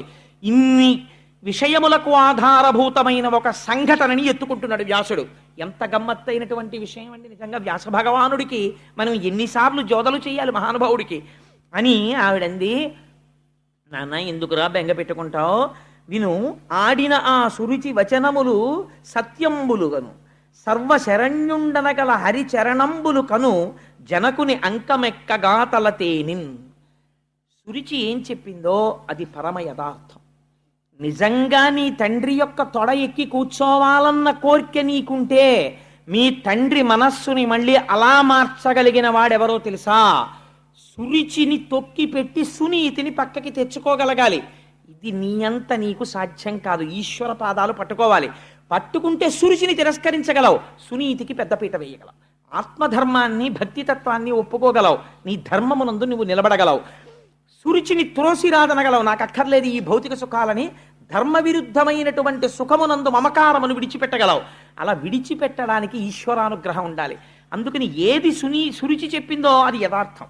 నీకు నిజంగా నీ తండ్రి అంకం ఎక్కాలన్న కోరికుంటే నువ్వు శ్రీమన్నారాయణ పాదారవింద సంసేవనము చెయ్యగలగాలి. ఇలా ఏడవడం కాదురా, ఆయన గురించి ఏడవగలవా? ఏడిచాడు మీ తాత మహానుభావుడు స్వయంభవమనువు. అఖండమైన రాజ్యం ఇచ్చాడు చతుర్ముఖ బ్రహ్మగారు. మొట్టమొదట ఏది భూమండలం అని అడిగాడు స్వయంభవమనువు.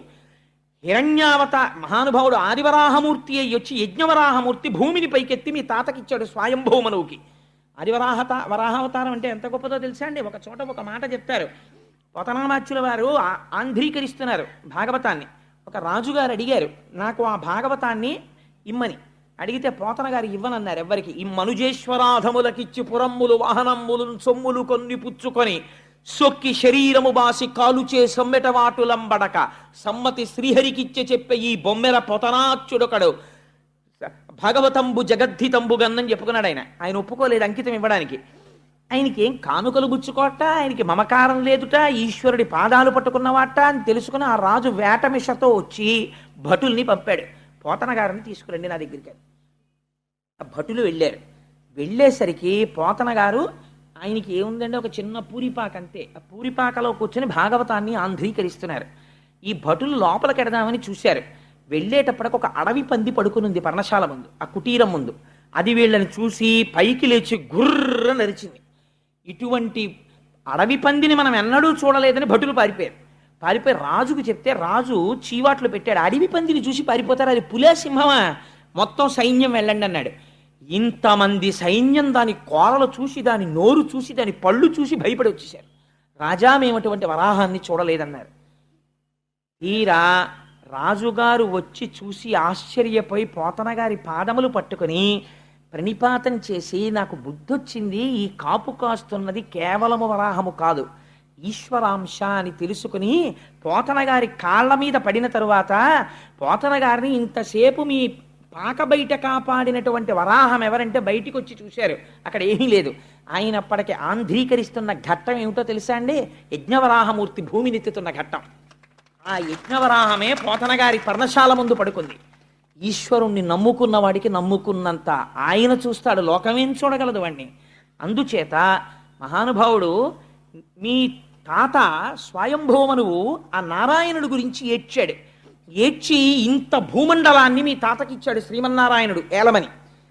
ఇంత భూమండలానికి నేను అధిపతినని స్వయంభౌమును పొంగిపోలేదు. శరీరమునకు వృద్ధాప్యం వచ్చిన తరువాత కొడుక్కి పట్టాభిషేకం చేసి అరణ్యములకు వెళ్ళిపోయాడు. ప్రయత్నపూర్వకముగా విషయ సుఖాల్ని వదిలిపెట్టి శ్రీమన్నారాయణుడిని గురించి తపస్సు చేసి తరించిపోయి ఆయన యందు లీనమైపోయాడు. ఆయన గురించి ఏడ్చిన వారిని ఆయన అలా తనలో కలుపుకున్నాడు. అడిగిన సుఖములు ఇచ్చాడు. మీ తాతలా నువ్వు ఏడవగలవా? మీ పిన్ని చెప్పింది తప్పు కాదరా, మీ పిన్ని పరమసత్యం చెప్పింది, నీకు అలా ఏడవడం వచ్చా? ఏడవడం వస్తే ఇంట్లో ఏడవడం కాదు, ఇక్కడి నుంచి పోయి అరణ్యంలో కూర్చుని నిశ్శబ్దంగా ఉన్న చోట కూర్చుని శ్రీమన్నారాయణుడి గురించి ఏడు. ఆయన అనుగ్రహం కలిగిందా, మీ తండ్రి అంకసీమ నువ్వు చేరగలుగుతావు. ఒక 5 సంవత్సరముల పిల్లవాణ్ణి ఎటువంటి స్థితికి తల్లి మాట తీసుకెళ్ళిపోతుందో చూడండి. ఏ పిల్లడినైనా తల్లి మాట తీసుకుని వెళ్ళగలదు. అమ్మ ఇలా పెరుగన్నపు ముద్ద నోట్లో పెడుతూ చెప్పిన మాటలే ఆ పిల్లవాడి శీలాన్ని తీర్చిదిద్దుతాయి. అబ్దుల్ కలాం గారు ప్రిఫేస్ రాసుకుని ఒక మాట అంటాడు, అమ్మా, I wait for that day of the final judgement to reach your lotus feet once again. అమ్మా, వచ్చి నీ పాద కమలముల యందు చేరిపోయేటటువంటి మహామృత్యువు గురించి నిరీక్షిస్తున్నానన్నాడు మహానుభావుడు. అమ్మా, నాడు ఆకలితో నేను పరిగెత్తుకొస్తే నేను నేల మీద కూర్చుని అమ్మా ఆకలేస్తోందంటే నువ్వు కంచంలోంచి అన్నపు ముద్ద కలిపి నా నోటిలో పెట్టి నాకు నువ్వు అందించిన సంస్కార బలం రోజుకి దేశం గురించి 18 గంటలు అలమటించి 6 గంటలు నిద్రపోవడంలో పెళ్లి చేసుకోవాలన్న స్పృహ మరిచిపోయేటట్టు చేసింది ఆయన. అటువంటి మహర్షి అబ్దుల్ కలాం అంటే. అటువంటి రాష్ట్రపతి పాలిస్తున్న దేశంలో నేను ఉన్నందుకు గర్వపడుతుంటాను నేను. అటువంటి మహాపురుషుడు ఋషి కాడండి కలాం గారు. అటువంటి వాడు వింగ్స్ ఆఫ్ ఫైర్కి ప్రిఫేస్ రాస్తూ ఒక మాట అన్నాడు, అమ్మా, నువ్వు పెట్టిన అన్నం నన్ను ఈ స్థితికి తెచ్చింది, మళ్ళీ నేను ఎన్నడూ నీ పాదములకు చేరిపోతానో, ఎప్పుడొచ్చి నీ పాదములకు నమస్కరిస్తానో అని ఫైనల్ జడ్జిమెంట్ డే కోసం వెయిట్ చేస్తున్నానమ్మా అన్నాడు. పోతన గారు వాడారు ఆ మాట. మహామృత్యు కాలంబునన్ అజామిలోపాఖ్యానం విందురు గాని ఎలా ఉంటుందో అసలు ఆ నామం అంటే ఏమిటో విందురు కానీ. సరే, అది వేరు విషయం. ఎలాగో వచ్చేస్తున్నాయి కదా, పప్పు కూర పచ్చడి అన్నీ తర్వాత గరిట్లో అన్నీ పట్టుకుని సిద్ధంగా ఉన్నారు. దాని తర్వాత ఒకటి ఎలాగో వడ్డించేస్తారు. సరే, అందుచేత ఈ మాట చెప్పింది తల్లి. ఈ మాట చెప్తే తల్లి చెప్పిన మాట పిల్లవాడి తల్లోకి ఎక్కిందంతే. ఈ మాట చెప్పగానే సరే నేను బయలుదేరతానమ్మా, శ్రీమన్నారాయణుడి గురించి నేను తపస్సు చేస్తాను, చేసి ఆ స్వామి అనుగ్రహాన్ని పొందుతాను. పిల్లవాడి తిక్కని దేని కింద మారుస్తోందో చూడండి. ఈ కౌశలం తల్లికి ఉండాలి. తల్లి వాళ్ళ మీద నేరాలు వీళ్ళ మీద నేరాలు పిల్లలకి నేర్పితే సంస్కార బలం రమ్మంటే ఎక్కడి నుంచి వస్తుందండి? తల్లి ముందు గొప్ప గొప్ప సంఘటనలు నేర్చుకుని ఒక పెరుగన్నం పెడుతూ, ఒక మహాత్మా గాంధీ గారి జీవితంలో ఎప్పుడు మారారో ఆయన ఆటోబయోగ్రఫీలోంచి, తండ్రి ఆఖరణ నోటి వెంట మాట్లాడలేక మృత్యువులోకి వెళ్ళిపోతున్నప్పుడు కన్నుల వెంట కారిన నీటి బిందువులు గాంధీ గారిని మార్చాయి. ఎంతమంది తల్లిదండ్రులు ఇవ్వాలటువంటి సంఘటనలు పిల్లల్ని కూర్చోపెట్టుకుని చెప్తున్నారు. వాకాటి పాండురంగారావు గారు మహానుభావుడు దిక్సూచి అని వ్యాసాలు రాశాడు. ఆయన నేను ఇప్పటికి మర్చిపోను. అందులో ఆయన ఒక మాట అంటారు, there are only 2 burdens to this nation. The first burden is he who says thanks to his mother and wife. ఈ జాతికి 2 బరువులు. ఒకటో బరువు ఎవరంటే తన తల్లికి భార్యకి థ్యాంక్స్ చెప్పేవాడు. నీ తల్లికి నువ్వు ఎన్ని థ్యాంక్స్ చెప్తే నువ్వు నీ రుణం తీర్చుకుంటావు. నీ భార్యకి నువ్వు ఎన్ని మాటలు థ్యాంక్స్ చెప్తే రుణం తీర్చుకుంటావు? నీ తేజస్సుని స్వీకరించిందా? నీ రూపంలో నీ వంశాన్ని పెంచిందా? నువ్వు ధర్మానుష్ఠానమనందుంటే నీకు అన్నం వండి పెట్టిందా? నీ కోసం ఇంటి పేరు వదిలిందా? నీ కోసం గోత్రం వదిలిందా? ఇది చెప్పేవాడు లేడా? రామాయణం అక్కర్లేదా? భాగవతం అక్కర్లేదా? దిక్కుమాలిన సీరియల్స్ అన్నీ కావలసి వచ్చాయా? పనికిమాలిన వాళ్ళు రాసినవన్నీ పెద్ద పెద్ద విశేషాలు అయ్యాయా? అవి అవార్డులు రివార్డులా? పిల్లలకు ఆ సంస్కారం మనం ఇంజెక్షన్ చేస్తున్నామా? వాళ్ళు విషపు పురుగులు కాకపోతే సాధు గోవులు కమ్మంటే ఎలా అవుతారు? వాళ్ళకి మనం ఎక్కడిస్తున్నాం సంస్కార బలం? సంస్కార బలం అందిస్తే వాళ్ళు సంస్కారవంతులు అవుతారు. అందించకుండా సంస్కార బలం పొందమంటే వాళ్ళు ఎక్కడి నుంచి పొందుతారు? పిల్లడికి ఆనందం పొందాలి. మా తాతగారి దగ్గరికి పరిగెత్తి మా తాతగారు మంచం మీద పడుకుని రాత్రి అలా ఏవో పద్యాలు చదువుకుంటుంటే మా తాతగారి పక్కన పడుకుంటే, తాతగారండి కథ చెప్పండి తాతగారండి అంటే, మా తాతగారు రాత్రి నాకు నిద్ర పట్టే వరకు వర్ణించి చెప్తుంటే ఒక్కొక్క కథ. ఈ జాతికి సంస్కారవంతులైన మహాపురుషులందరూ పునర్జన్మలు ఎక్కడ పొందారో తెలుసా అండి? తాతల పక్కన పడుకుని మంచాల మీద, నాయనమ్మల ఒళ్ళో అమ్మ పెట్టిన పెరుగన్నపు ముద్దలతో కలిపి పెట్టినటువంటి చిన్ని చిన్ని కథలలో శివాజీ వరకు. అవే నిజమైన పాఠశాలలు మన సంస్కృతికి, అవే నిజమైనటువంటి ఆలయాలు. అవి ఇవాళ సరే, ఇంకా దాని గురించి నేను మాట్లాడను. అందుచేత ఆవిడంది వెళ్ళి శ్రీమన్నారాయణుడి గురించి తప్పించరా, నీకు ఆ సమర్థత ఉందా అంది.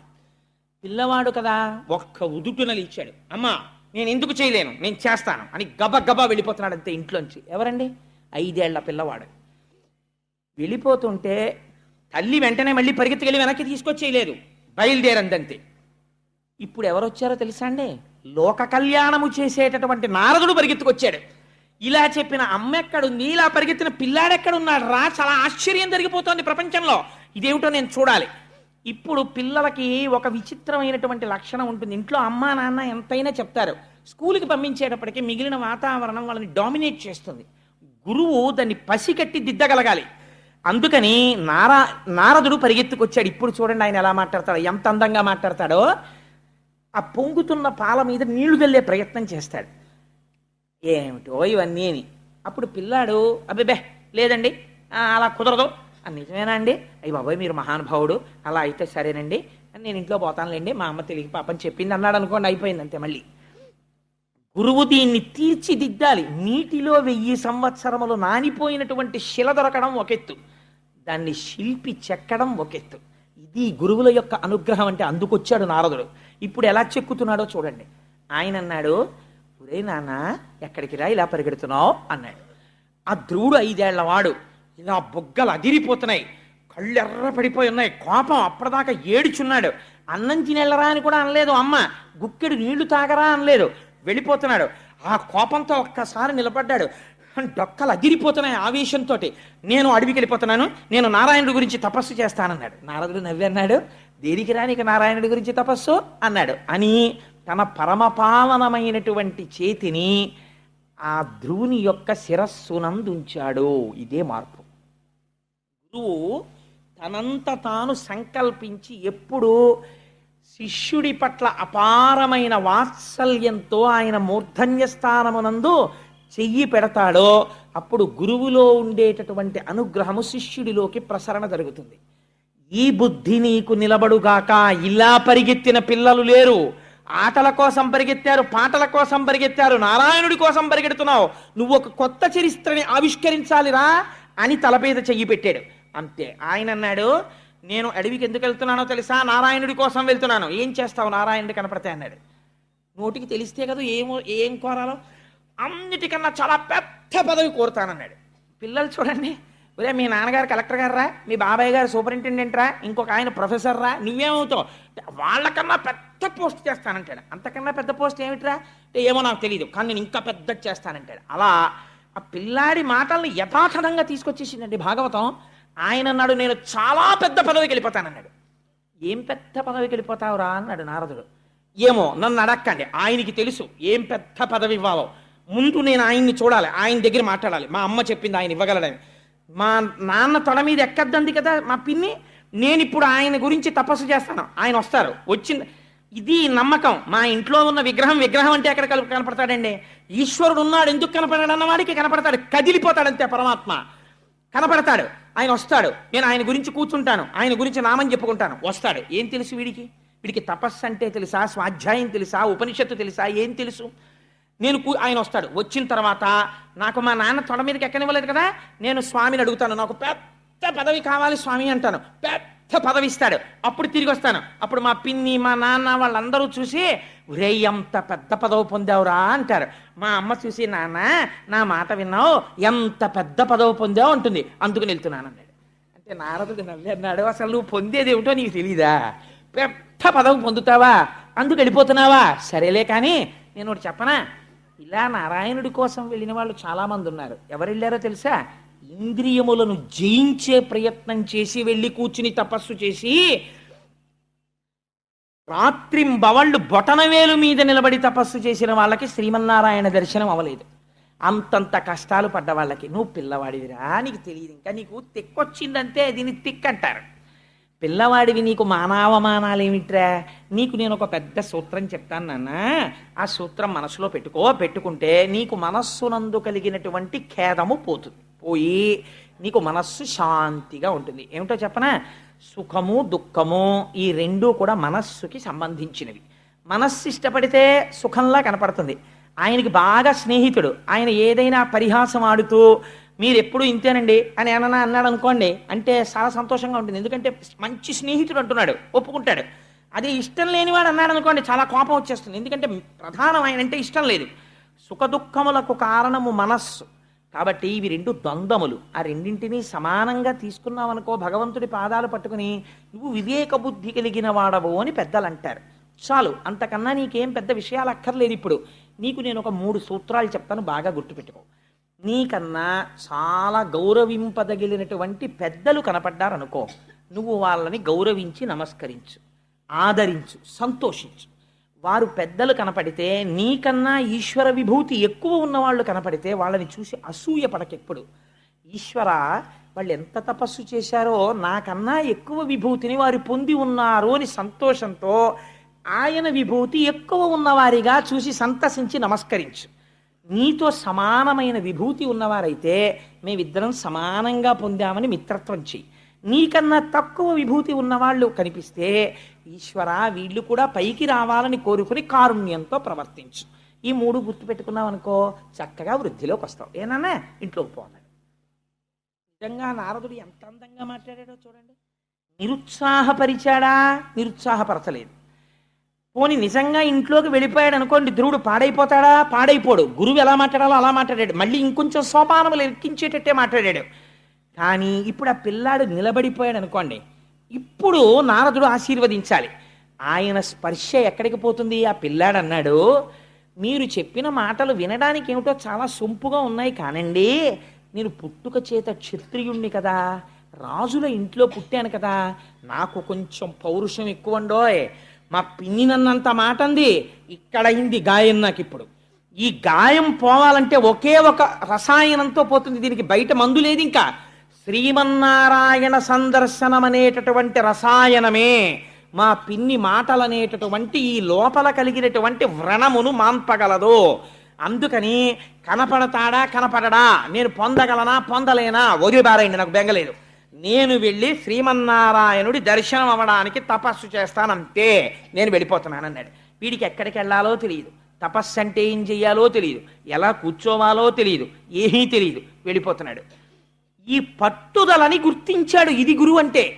పట్టుదలని గుర్తించి ఆ పట్టుదలని మార్గం వైపుకి నడుపుతాడు. పట్టుదల ప్రతివాడికి ఉంటుంది, దానికి మార్గమును ఏర్పాటు చెయ్యాలి, ఏర్పాటు చేసి అటు వైపుకి తిప్పాలి. అలా తిప్పినవాడు గురువు అండి.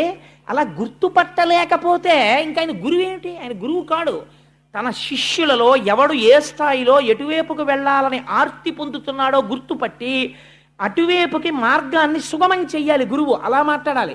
ఎంత గొప్పగా ఇప్పుడు చెప్పాడు నారదుడు. ఆయన అన్నాడు,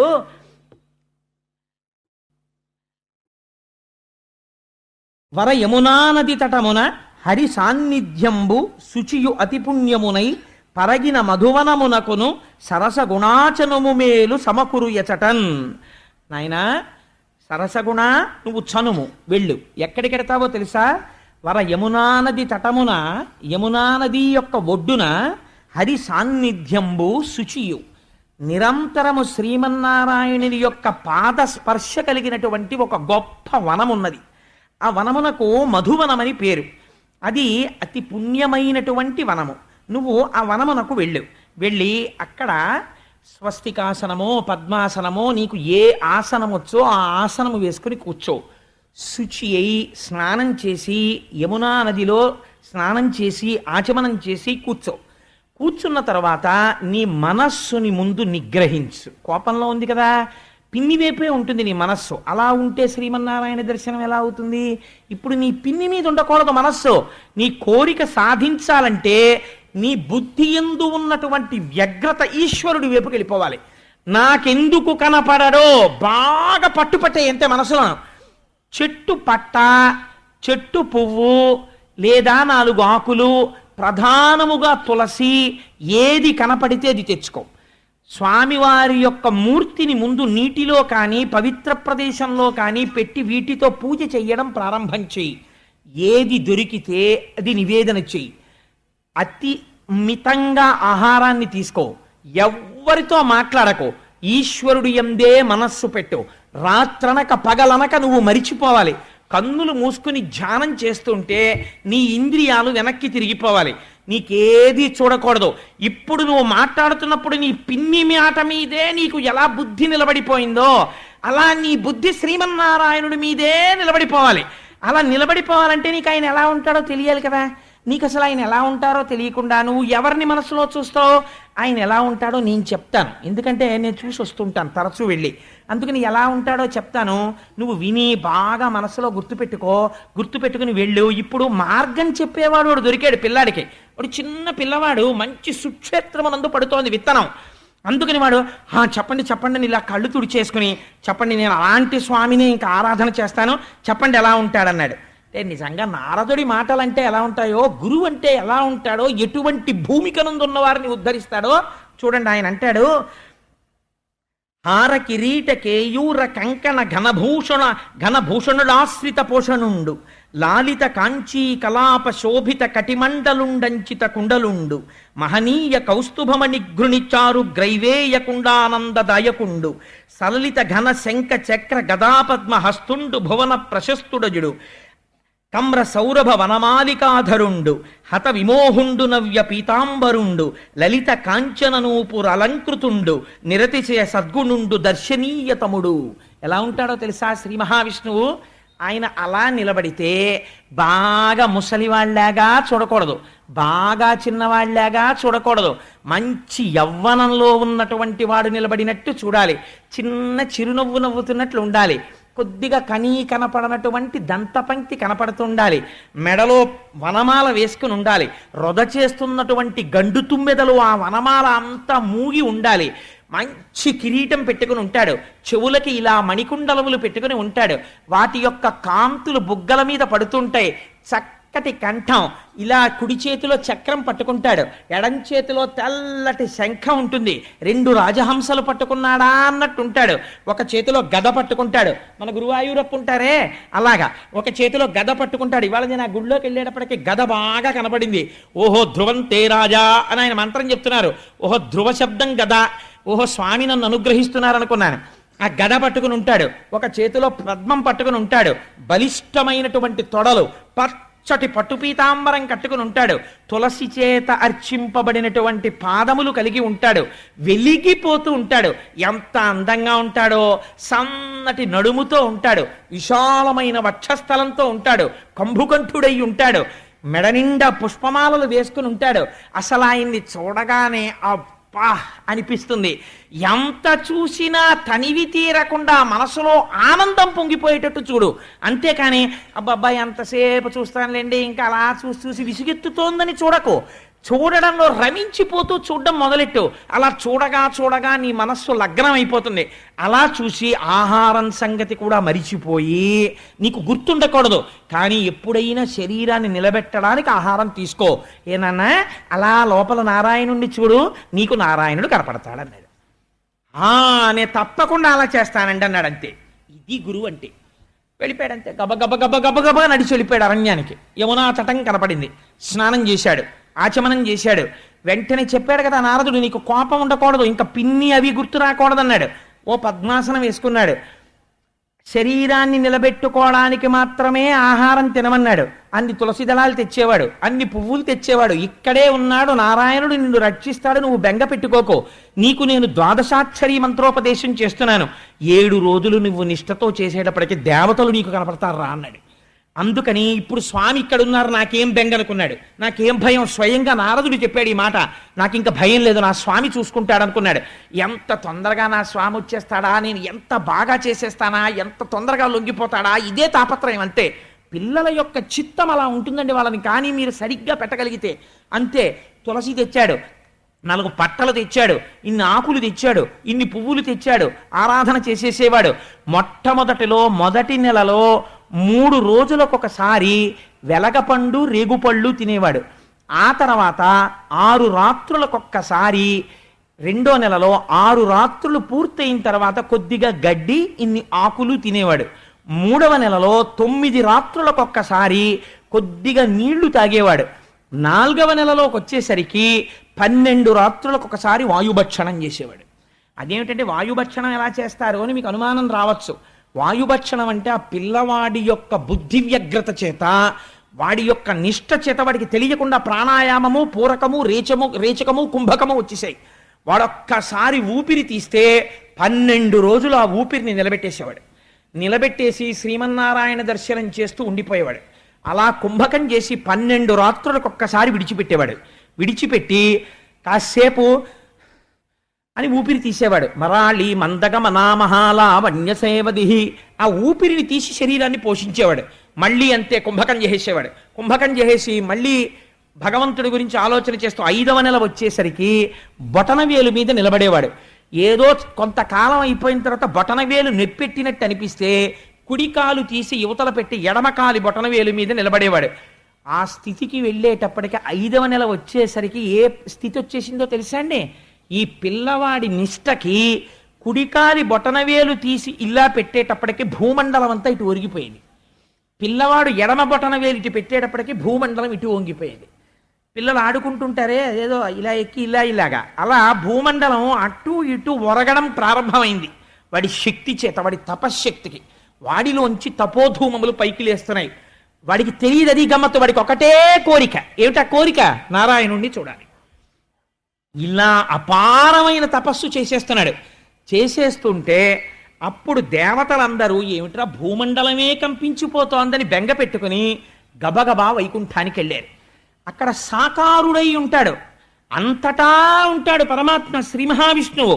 కానీ భక్తులను అనుగ్రహించడానికి ఒక ఆకారమును తాను పొందుతాడు. అలా పొందిన ఆకారము విష్ణువు యొక్క ఆకారము, అది సగుణం అంటారు. అటువంటి సగుణమైన మూర్తి దగ్గరికి వెళ్ళి ప్రార్థన చేశారు. ఒక విచిత్రమైనటువంటి విషయం, దేవతలకి సంకటం ఎందుకు వచ్చిందో తెలుసా అండి? ఇప్పుడు అదేమో యవ్వనంలో ఉన్నవాడు తపస్సు చేస్తున్నాడు అనుకోండి, వాళ్ళు ఓ అప్సరసని పిలిచి భంగం చేసి పారాయని పంపించేస్తారు. పిల్లాడు 5 ఏళ్ల పిల్లాడు వీడి దగ్గరికి ఎవరిని పంపిస్తారు? వీడిని ఇప్పుడు అసలు ఎలా నిగ్రహించాలో వాళ్ళకి అర్థం కాలేదు. పైగా వీడికి లోపల ఇంకా ఎంత పూనిక పట్టేసిందంటే నేను నారాయణుణ్ణి చూడాలి ఈ కళ్ళతో, అంతే. వాడు ఇంకా ఎంత తపస్సు చేసేస్తున్నానో వాడికి తెలియదు, అలా చేసేస్తున్నాడు అంతే. ఇంకా ఇంత గొప్ప తపస్సు సృష్టిలో లేదు. ఇటువంటి తపస్సు చేస్తూ ఆయన దగ్గరికి వెళ్ళారు. స్వామి ఇదేం విచిత్రం అండి, 5 ఏళ్ల పిల్లాడేమిటి, 5 నెలలు తపస్సు ఇంతే, only 5 months short term programme. కానీ ఆ తపస్సు ఇప్పటివరకు ఎవరూ చేయలేదు. వాడి కోరిక ఏమిటో తెలియదు. పోనీ విచిత్రం ఏంటంటే వాడు ఈ కోరికతో చేస్తున్నాడు, ఇంద్ర పదవి కోసం చేస్తున్నాడు అనుకోండి, ఇంద్రుడు కంగారు పడిపోయి ఏదో ఒకటి చేసేస్తాడు. చాలా పెద్ద పదవి కావాలంటాడంతే. నారదుడు అడిగితే కూడా వాడికే తెలియదు వాడికి కావలసిన పెద్ద పదవి ఏమిటో.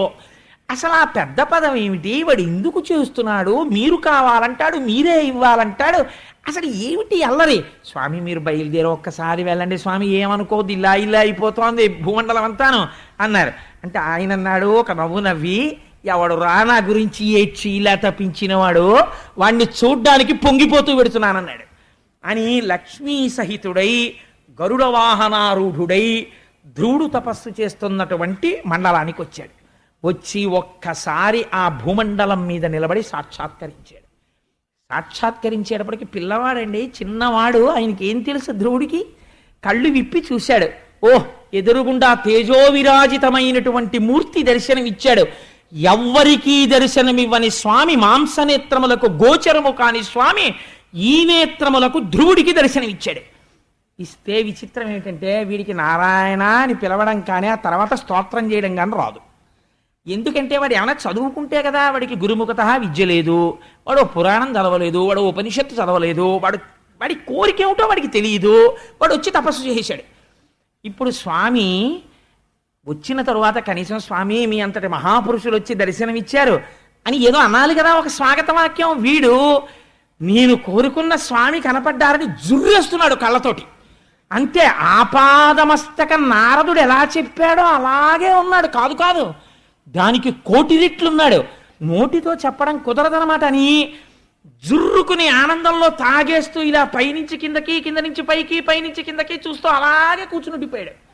ఉండిపోతే స్వామి చరిత్రలో లేని సంఘటన చూసి వీడు ఇలాగే కూర్చుంటాడు, వీడికి కనీసం స్తోత్రం చెయ్యడం నేనే నేర్పుదాం, లేకపోతే రేపు పొద్దున్న దర్శనమిస్తే వాడు పద్యం కూడా చెప్పలేదంటారు.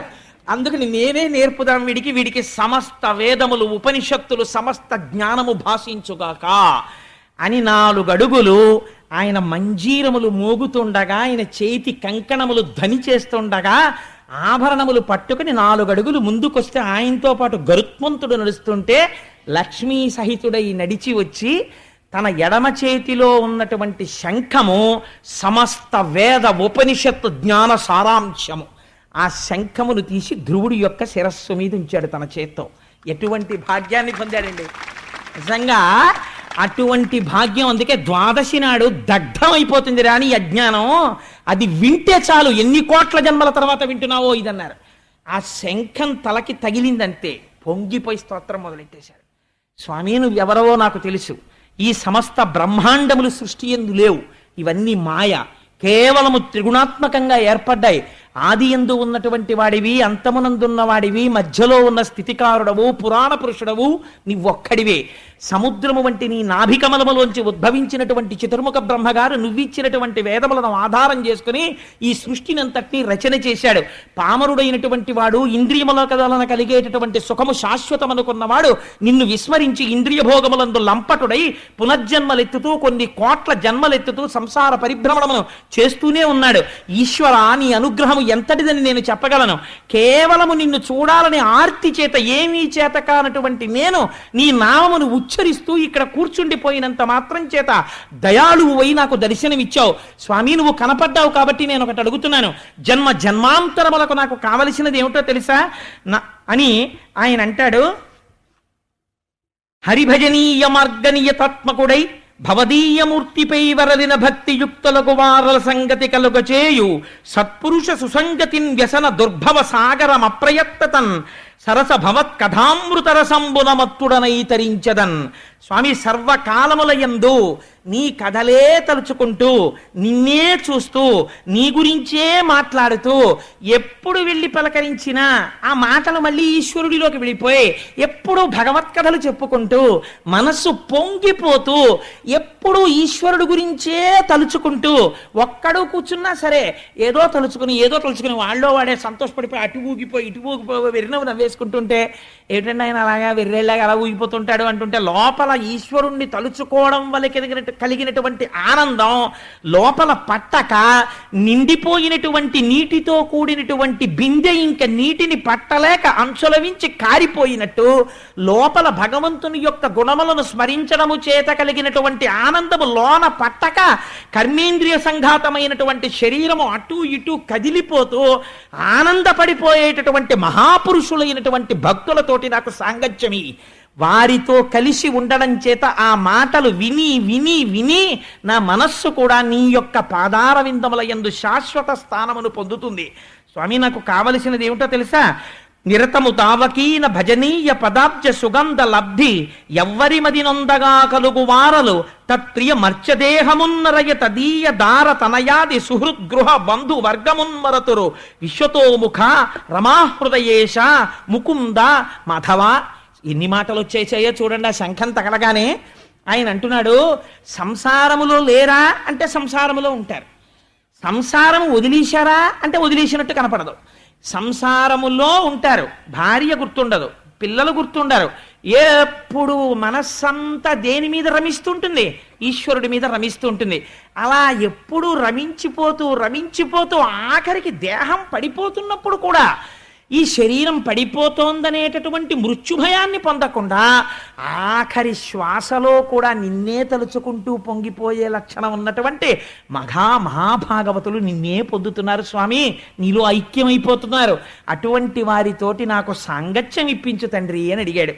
అడిగితే స్వామి చూసన్నారు, ఊరే నువ్వు చాలా గొప్ప స్తోత్రం చేశావురా, మహావైరాగ్యం ఉన్న వాళ్ళు ఇటువంటి స్తోత్రం చేయరు.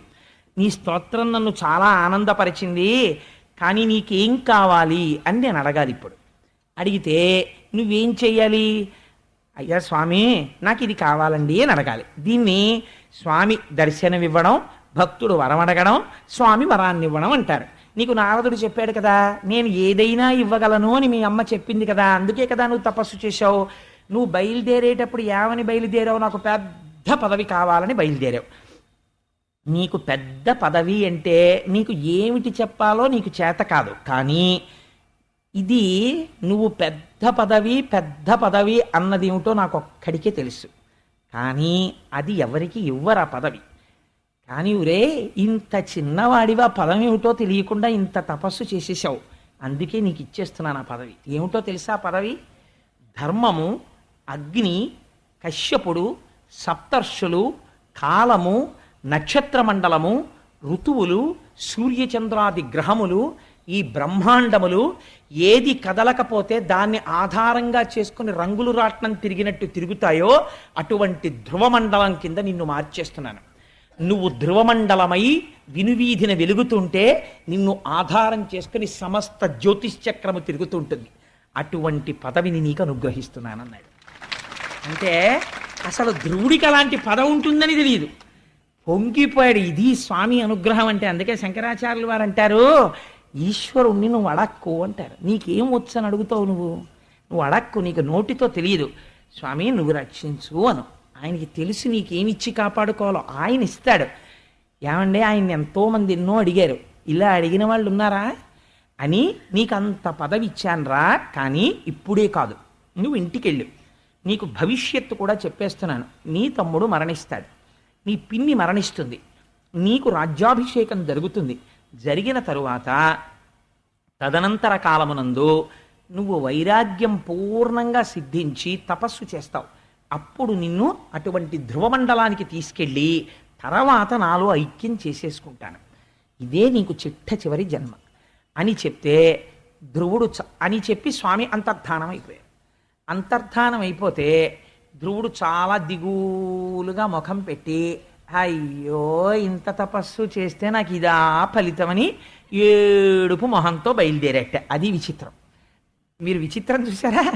ఆయనంత పదవిస్తే ఈ పిల్లాడికి ఏమిటో ఇంత తపస్సు చేస్తే శ్రీమన్నారాయణుడు కనపడితే పెద్ద పదవిస్తాడనుకుంటే ఇదా నాకు ఇచ్చింది అని ఏడుస్తూ వెడుతున్నట్టంటే చిన్న బుచ్చుకున్న మొహంతో. అంత ధ్రువుండును పంకేరుహాక్ష పాద కమల సేవోసాదిత మనోరథములు తనరియో తనదు చిత్తంబులోన తుష్టి పొందక చనియ విశిష్ట చరిత్ర. విదురుడితో చెప్తున్నాడు మైత్రేయుడు. మనసులో తృప్తి లేకుండా తలంచుకుని ఏదో ఓడిపోయిన వాళ్ళ అలా నడుస్తున్నాడు అన్నారు. అంటే విదురుడు తెల్లబోయాడు. ఇదేమిటయా, నేను ఎక్కడ కనీ విని ఎరుగని ఇంతటి పదవి ఇస్తే ఇంతటి ధ్రువుడు ఇంత గొప్ప పదవి వచ్చిందని సంతోషపడ్డం మానేసి ఇలా తలంచుకుని ఏడుస్తూ వెళ్ళడం ఏమిటయ్యా అన్నాడు. అంటే మైత్రేయుడు అన్నాడు, అనగా పినతల్లి తన్ను పల్కిన దురుక్తి బాణ విద్ధాత్ముడగుచు తద్భాషణములు చిత్తమున తల్చుచుండుటను చేసి ముక్తి కొరమికినత్మలో వగగుందుచుండే. ఆ పిల్లవాడు అనుకున్నట్ట, అయ్యవారి స్వామివారి చేతి శంఖం తలకి తగిలింది కదా, నేను తెలియక మా పిన్ని మాటలు నా హృదయంలో నాటుకోవడం వల్ల నాన్నగారి తొడ మీద నన్ను కూర్చోపెట్టుకోలేదు అన్న కారణంతో బయలుదేరుతున్నప్పుడు నాకు పెద్ద పదవని బయలుదేరాను. సనక సనందనాది మహర్షులు ఎన్ని కోట్ల సంవత్సరముల నుంచో తపస్సు చేసి జ్ఞానం అంటే ఏమిటో తెలుసుకుందామని ఏ స్వామిని దర్శనం చేద్దామని ప్రయత్నం చేస్తున్నారో అటువంటి వాడు నాకు దర్శనం ఇచ్చాడు. నేనేం అడిగి ఉండాల్సింది? స్వామి నాకు మోక్షమి అని అడిగి ఉండాల్సింది. నేనేమో ఏమీ మాట్లాడలేదు. అనవసరంగా పెద్ద పదవి అన్నాను. ఇప్పుడు నేను కొన్నాళ్ళు ఆ ధ్రువమండలంలో ధ్రువుడిగా ఉండాలి, హాయిగా మోక్షం పొందేస్తే ఎంత బాగుండేది అనుకున్నట్ట వాడు. అందుకుని వాడికి తృప్తి పొందలేదు అంటే ఇప్పుడు మీకేమర్థం అవుతోంది? స్వామి శంఖం ఎవరికి తగిలిందో వాడు ముక్త పురుషుడు అవుతాడు. వాడికి ముక్తి ఎందే కోరిక ఉంటుంది. కానీ బయలుదేరినప్పుడు ఏ కోరిక కోడాడో అది అనుగ్రహించకుండా స్వామి ఉండరు. అందుకని అటువంటి కోరికను అనుగ్రహించడానికి స్వామి సిద్ధపడ్డారు. అంటే ఇది ధ్రువుడి యొక్క మనస్సు 5 ఏళ్లలో ఎంత పరిణితి చెందిపోయిందో చూడండి, ఎంత స్థితికి వెళ్ళాడో చూడండి. ఈలోగా నారదుడి సంతోషం ఏమిటో తెలుసా అండి? నారదుడి లాంటి వాడు ఎక్కడ ఉంటాడండి? ఉత్తానపాదుడి దగ్గరికి వెళ్ళాడు. వెళితే ఉత్తానపాదుడు ఎదురొచ్చి స్వాగతం పలికి అర్ఘ్యం ఇచ్చి పాద్యం ఇచ్చి లోపలికి తీసుకెళ్ళి కూర్చోపెట్టి పక్కన శురుచి లేదు. అందుకని అన్నాడు, బాధగా ఉన్నామే ఉత్తానపాద అన్నాడు. అన్నీ తెలుసు నారదుడికి, తనేగా పంపించాడు కొడుకుని. ఏం అలా ఉన్నావు అన్నాడు. అంటే ఏం చెప్పుకోను మహాపురుష, చూశారా నాకేమో 2 భార్యలు, పాపం వాడు నా కొడుకే కదండి. వాడు నన్ను ఏమడిగాడండి? సామ్రాజ్యం అడిగాడా, సింహాసనం అడిగాడా? తొడ మీద కూర్చుంటానన్నాడు. అంటే సురుచిని చూసినటువంటి భయం చేత వాడిని తొడ మీద కూర్చోపెట్టుకోలేదు. నారాయణుడి గురించి తపస్సు చెయ్యండి, వాడు అడవికి వెళ్ళిపోయాటండి. తర్వాత నేను అడిగితే అడవికి వెళ్ళిపోయాడు తపస్సుకు అన్నారు. పిల్లాడు 5 ఏళ్ల పిల్లాడు, వాడి తపస్సు ఏమిటి, వాడికి అరణ్యం ఏమిటి, వాడిని ఏ క్రూర మృగాలు తినేశాయో, కన్న తండ్రిని అయ్యుండి పిల్లవాడి పట్ల ఇంత క్రూరంగా ప్రవర్తించానే అని నా మనసు గాయమును పొందింది అన్నాడు. తప్ప సురుచిని వదిలేశాను, దాని మాట వినడం మానేశాను లేదు. అది విచిత్రం. మనం ఎక్కడో పశ్చాత్తాపం ఉంటుంది ఈ పని చేశామని, కానీ ఇంకా సురుచికే పెద్దపీట వేస్తుంటాం.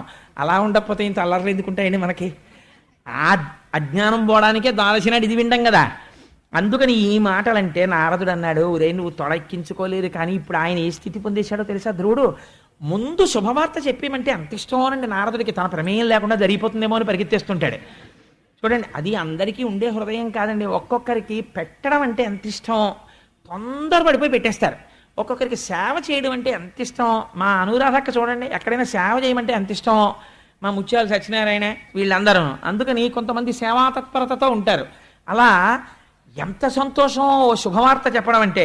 అందుకని ఆయన అన్నాడు, నావిని నారదుండు నరనాథునికిట్లను నీ కుమారుడా దేవ కిరీటి రత్నరుచి దీపిత పాద సరోజుడైన రాజీవ దళాక్ష రక్షితుడశేష జగజ్జన కీర్తనీయ కీర్తి విభవ ప్రశస్త సుచరిత్రుడు వానికి దుఃఖమేటికి.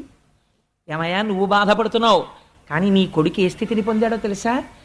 ఏ మహాపురుషుడి యొక్క కేవలం క్రీగంటి చూపుల చేత సమస్త బ్రహ్మాండములు రక్షింపబడుతున్నాయో, దేవతలందరూ రక్షింపబడుతున్నారో, సృష్టి స్థితి లయములు జరుగుతున్నాయో, ఎవడు హేళగా ఈ బ్రహ్మాండములను సృష్టి చేసి కాపాడుతున్నాడో అటువంటి వాడి యొక్క అనుగ్రహమును పొంది వరములు పొందాడు నీ కొడుకు అన్నాడు. పొంగిపోయాడు మహానుభావుడు. ఈలోగా వచ్చేస్తున్నాడు ధ్రువుడు రాజ్యంలోకని కబురెళ్ళింది. కబురెడితే తండ్రి పొంగిపోయాడు, పెద్ద ఉత్సవం చేశాడు. సునీతిని తీసుకొచ్చాడు, ఏనుగులు పట్టుకున్నాడు, పెరుగు పట్టుకున్నాడు. ఆ ఎదురుగుండా కన్యకామణులు ఇచ్చారు. మనం రామచంద్రమూర్తి పట్టాభిషేకానికి వచ్చామే, అలా మళ్ళీ రుక్మిణీ కళ్యాణానికి వద్దాం. ఆ రోజున కన్యపిల్లలందరితో రుక్మిణీ కళ్యాణం చేయిద్దామని సంకల్పం చేశారు మా గోపాలకృష్ణ గారు. ఎటువంటి వాళ్ళకి కూడా మంచి భర్త వస్తాడు. ఒకవేళ నుదుటున రాసి ఉన్నా కూడా, దుర్మార్గుడు అల్పాయుష్కుడైన భర్త రావాలని ఉన్నా కూడా రుక్మిణీ కళ్యాణం చేస్తే వాళ్ళ నుదుటి వ్రాత మారి సత్పురుషుడైన వాడు భర్తగా వస్తాడు. కృష్ణ పరమాత్మ లాంటి భర్త వస్తాడు. అందుకని భాగవతం జరుగుతోంది కాబట్టి కోటేశ్వరారు రుక్మిణీ కళ్యాణం రోజున ఆడపిల్లలు కన్నె పిల్లలందరినీ కూర్చోబెట్టి రుక్మిణీ కళ్యాణం చేద్దాం, ఎన్ని వేల మంది అయినా సరే చేద్దామండి అన్నారు. అందుకని ఆ రోజున రుక్మిణీ కళ్యాణం చేద్దాం మనందరం చక్కగాను. అందుచేత చూడండి, ఆ ధ్రువుడు వచ్చేస్తుంటే తండ్రి పొంగిపోయాడు. తండ్రి పొంగిపోయి ఎదురెళ్ళాడు. చక్కగా అక్షతలు తల్లుతున్నారు. ఆ కన్యకామణులు వెళ్ళారు, వేదం చదువుతున్నటువంటి బ్రాహ్మణులు వెళ్ళారు, ఏనుగులు వెళ్ళాయి, గుర్రాలు వెళ్ళాయి. ఆ పిల్లవాడికి ఎదురెళ్ళాడు. ఎదురెళ్ళి కొడుకు వెళ్ళిపోయాడు బతకడేమో అన్న కొడుకు బతికి బట్ట కట్టాడు. తండ్రి ప్రేమ అంటే ఎలా ఉంటుందో, ఏ స్థాయిలో మాట్లాడాలో అలా మాట్లాడతారండి వ్యాసుల వారు. తన కొడుకు వరాలు పొందొచ్చాడని కాదు ఇప్పుడు ఉత్తానపాదుడి సంతోషం, తన కొడుకు బతికొచ్చాడంతే. తండ్రి ప్రేమ అంటే అలా ఉంటుంది. చూడండి, బిగియ కౌగిట చేర్చి నేను మొగముని విరి.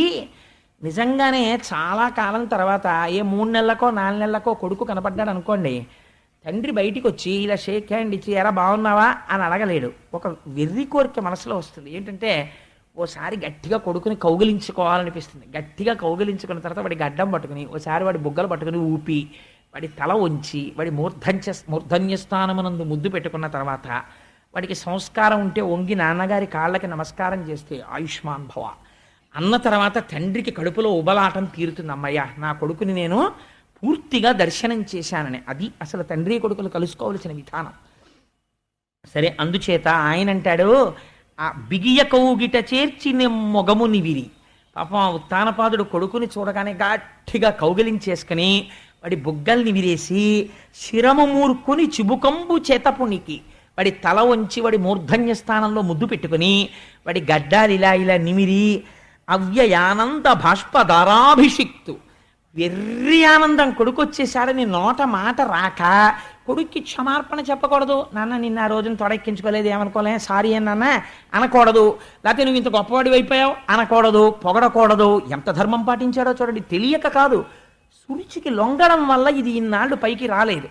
ఇప్పుడు ఆనందంతో కన్నుల వెంట నీరు కారిపోతుంటే నేనన్న ఒక్క మాటకి అంత స్థితిని పొందావా నాన్న, నువ్వురా కొడుకు అంటే నన్ను ఉద్ధరించావు అని కౌగిలించుకుంటే కన్నుల వెంట కారిపోతున్నటువంటి బాష్పధారల చేత కొడుకు తల తడిసిపోయిందిట. అలా చేసి ఆశీర్వదింప ఆ చిరయశుండు. అలా కౌగిలించుకుంటే ఆ కౌగిటిలోంచి జారిపోయి తండ్రి పాదముల మీద పడి శిరస్సు తాటించి నమస్కరించేట ధ్రువుడు. చిరాయుర్దాయం కలుగుతుందిరా, ఆయుష్మాన్ భవ అని ఆశీర్వచనం చేసి ఎత్తి కౌగిలించుకుని, ఇదండి మర్యాద అంటే. ఒక తండ్రి కొడుకులు మన సమాజంలో ఎలా ఉండేవారో, అంతేగాని అమ్మ దగ్గరికి వెళ్ళి అమ్మ ఈయన్ని ఎలా భరిస్తున్నావు అమ్మా నువ్వు ఇన్నాళ్ళ నుంచి అని వెర్రి జోకులు తండ్రి మీద వేసేటటువంటి దుష్ట సంస్కారం అసలు ఈ జాతికి తెలియదు. ఏ దౌర్భాగ్యుడైన రచయిత రాశాడో, ఎవడు నాశనం చేశాడో ఈ దేశాన్ని నాకు అర్థం కాదు. కానీ అసలు ఆ సంస్కారమే ఈ దేశానికి లేదు. ఇది మన సంప్రదాయం, ఇది మన గౌరవం. తండ్రి కొడుకులు మాట్లాడుకుంటే అలా మాట్లాడుకుంటారు, తల్లి కూతురు మాట్లాడుకుంటే అలా మాట్లాడుకుంటారు. అంత వైభవోపేతంగా ఉంటుంది. ఒక అత్త కోడలు మాట్లాడుకుంటే అలా మాట్లాడుకుంటారు. అది స్థితి అంటే. సరే, అందుచేత మళ్ళీ నేను అటుపోతుంటాను ఇట ఉండుండి అని సంతోషపడిపోయి ఆ కొడుకుని చూసి నోట మాట రాక అనగా, నీ వలన ఎంత వైభవాన్ని పొందాన్రా అని సంతోషపడి లోపలికి తీసుకెళ్ళాడు. తీసుకెళ్ళిన తర్వాత ఇక్కడ వ్యాసుల వారు సంక్షిప్తం చేశారు. ఈ పిల్లవాడికి ఆ రాజ్యములో ఉన్న వాళ్ళందరూ కూడా పట్టాభిషేకం చెయ్యమని అడిగారు. ఉత్తముడు కూడా అంగీకరించాడు. చిత్రం ఏమిటంటే సునీతి సురుచి ఇద్దరు వచ్చారు ఎదురు. వస్తే సునీతికి సురుచికి ఇద్దరికీ కూడా శిరస్సు వంచి నమస్కరించాడు ధ్రువుడు. ఇద్దరూ ఆశీర్వచనం చేశారు. ఏనుగు మీద పక్కన తమ్ముడు కూడా కూర్చోవాలని పట్టుపట్టి ఉత్తముణ్ణి కూర్చోబెట్టుకుని అంతఃపురంలోకి వెళ్ళాడు. ఉత్తముడు సంతోషించాడు. ఈయనకి పట్టాభిషేకం చేయమని ప్రజలందరూ అడిగారు. ధ్రువుడికి పట్టాభిషేకం చేశాడు.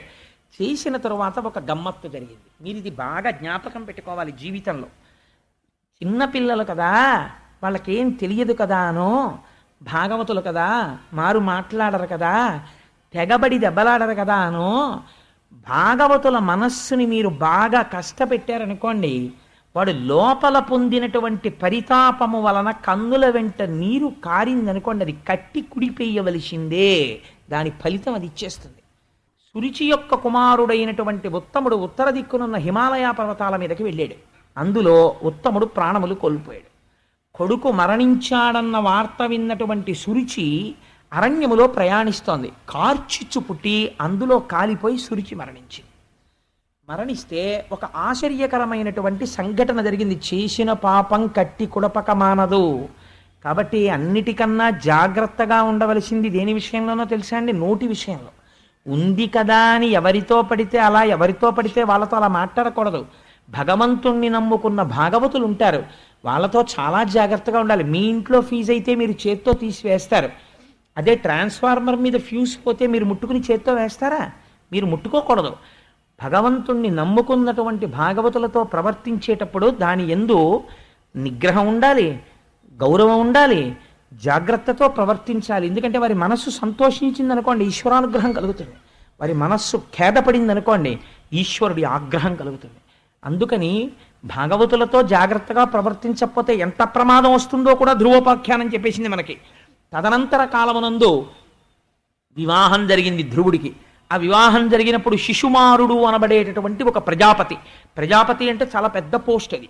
ఆ ప్రజాపతికి ఒక కుమార్తె, ఆ కుమార్తె పేరు భ్రమి. ఆ భ్రమి అనబడేటటువంటి కుమార్తెని ధ్రువుడు వివాహం చేసుకున్నాడు. ఆ భ్రమి అనబడేటటువంటి భార్య యందు ఇద్దరు కుమారులు పుట్టారు.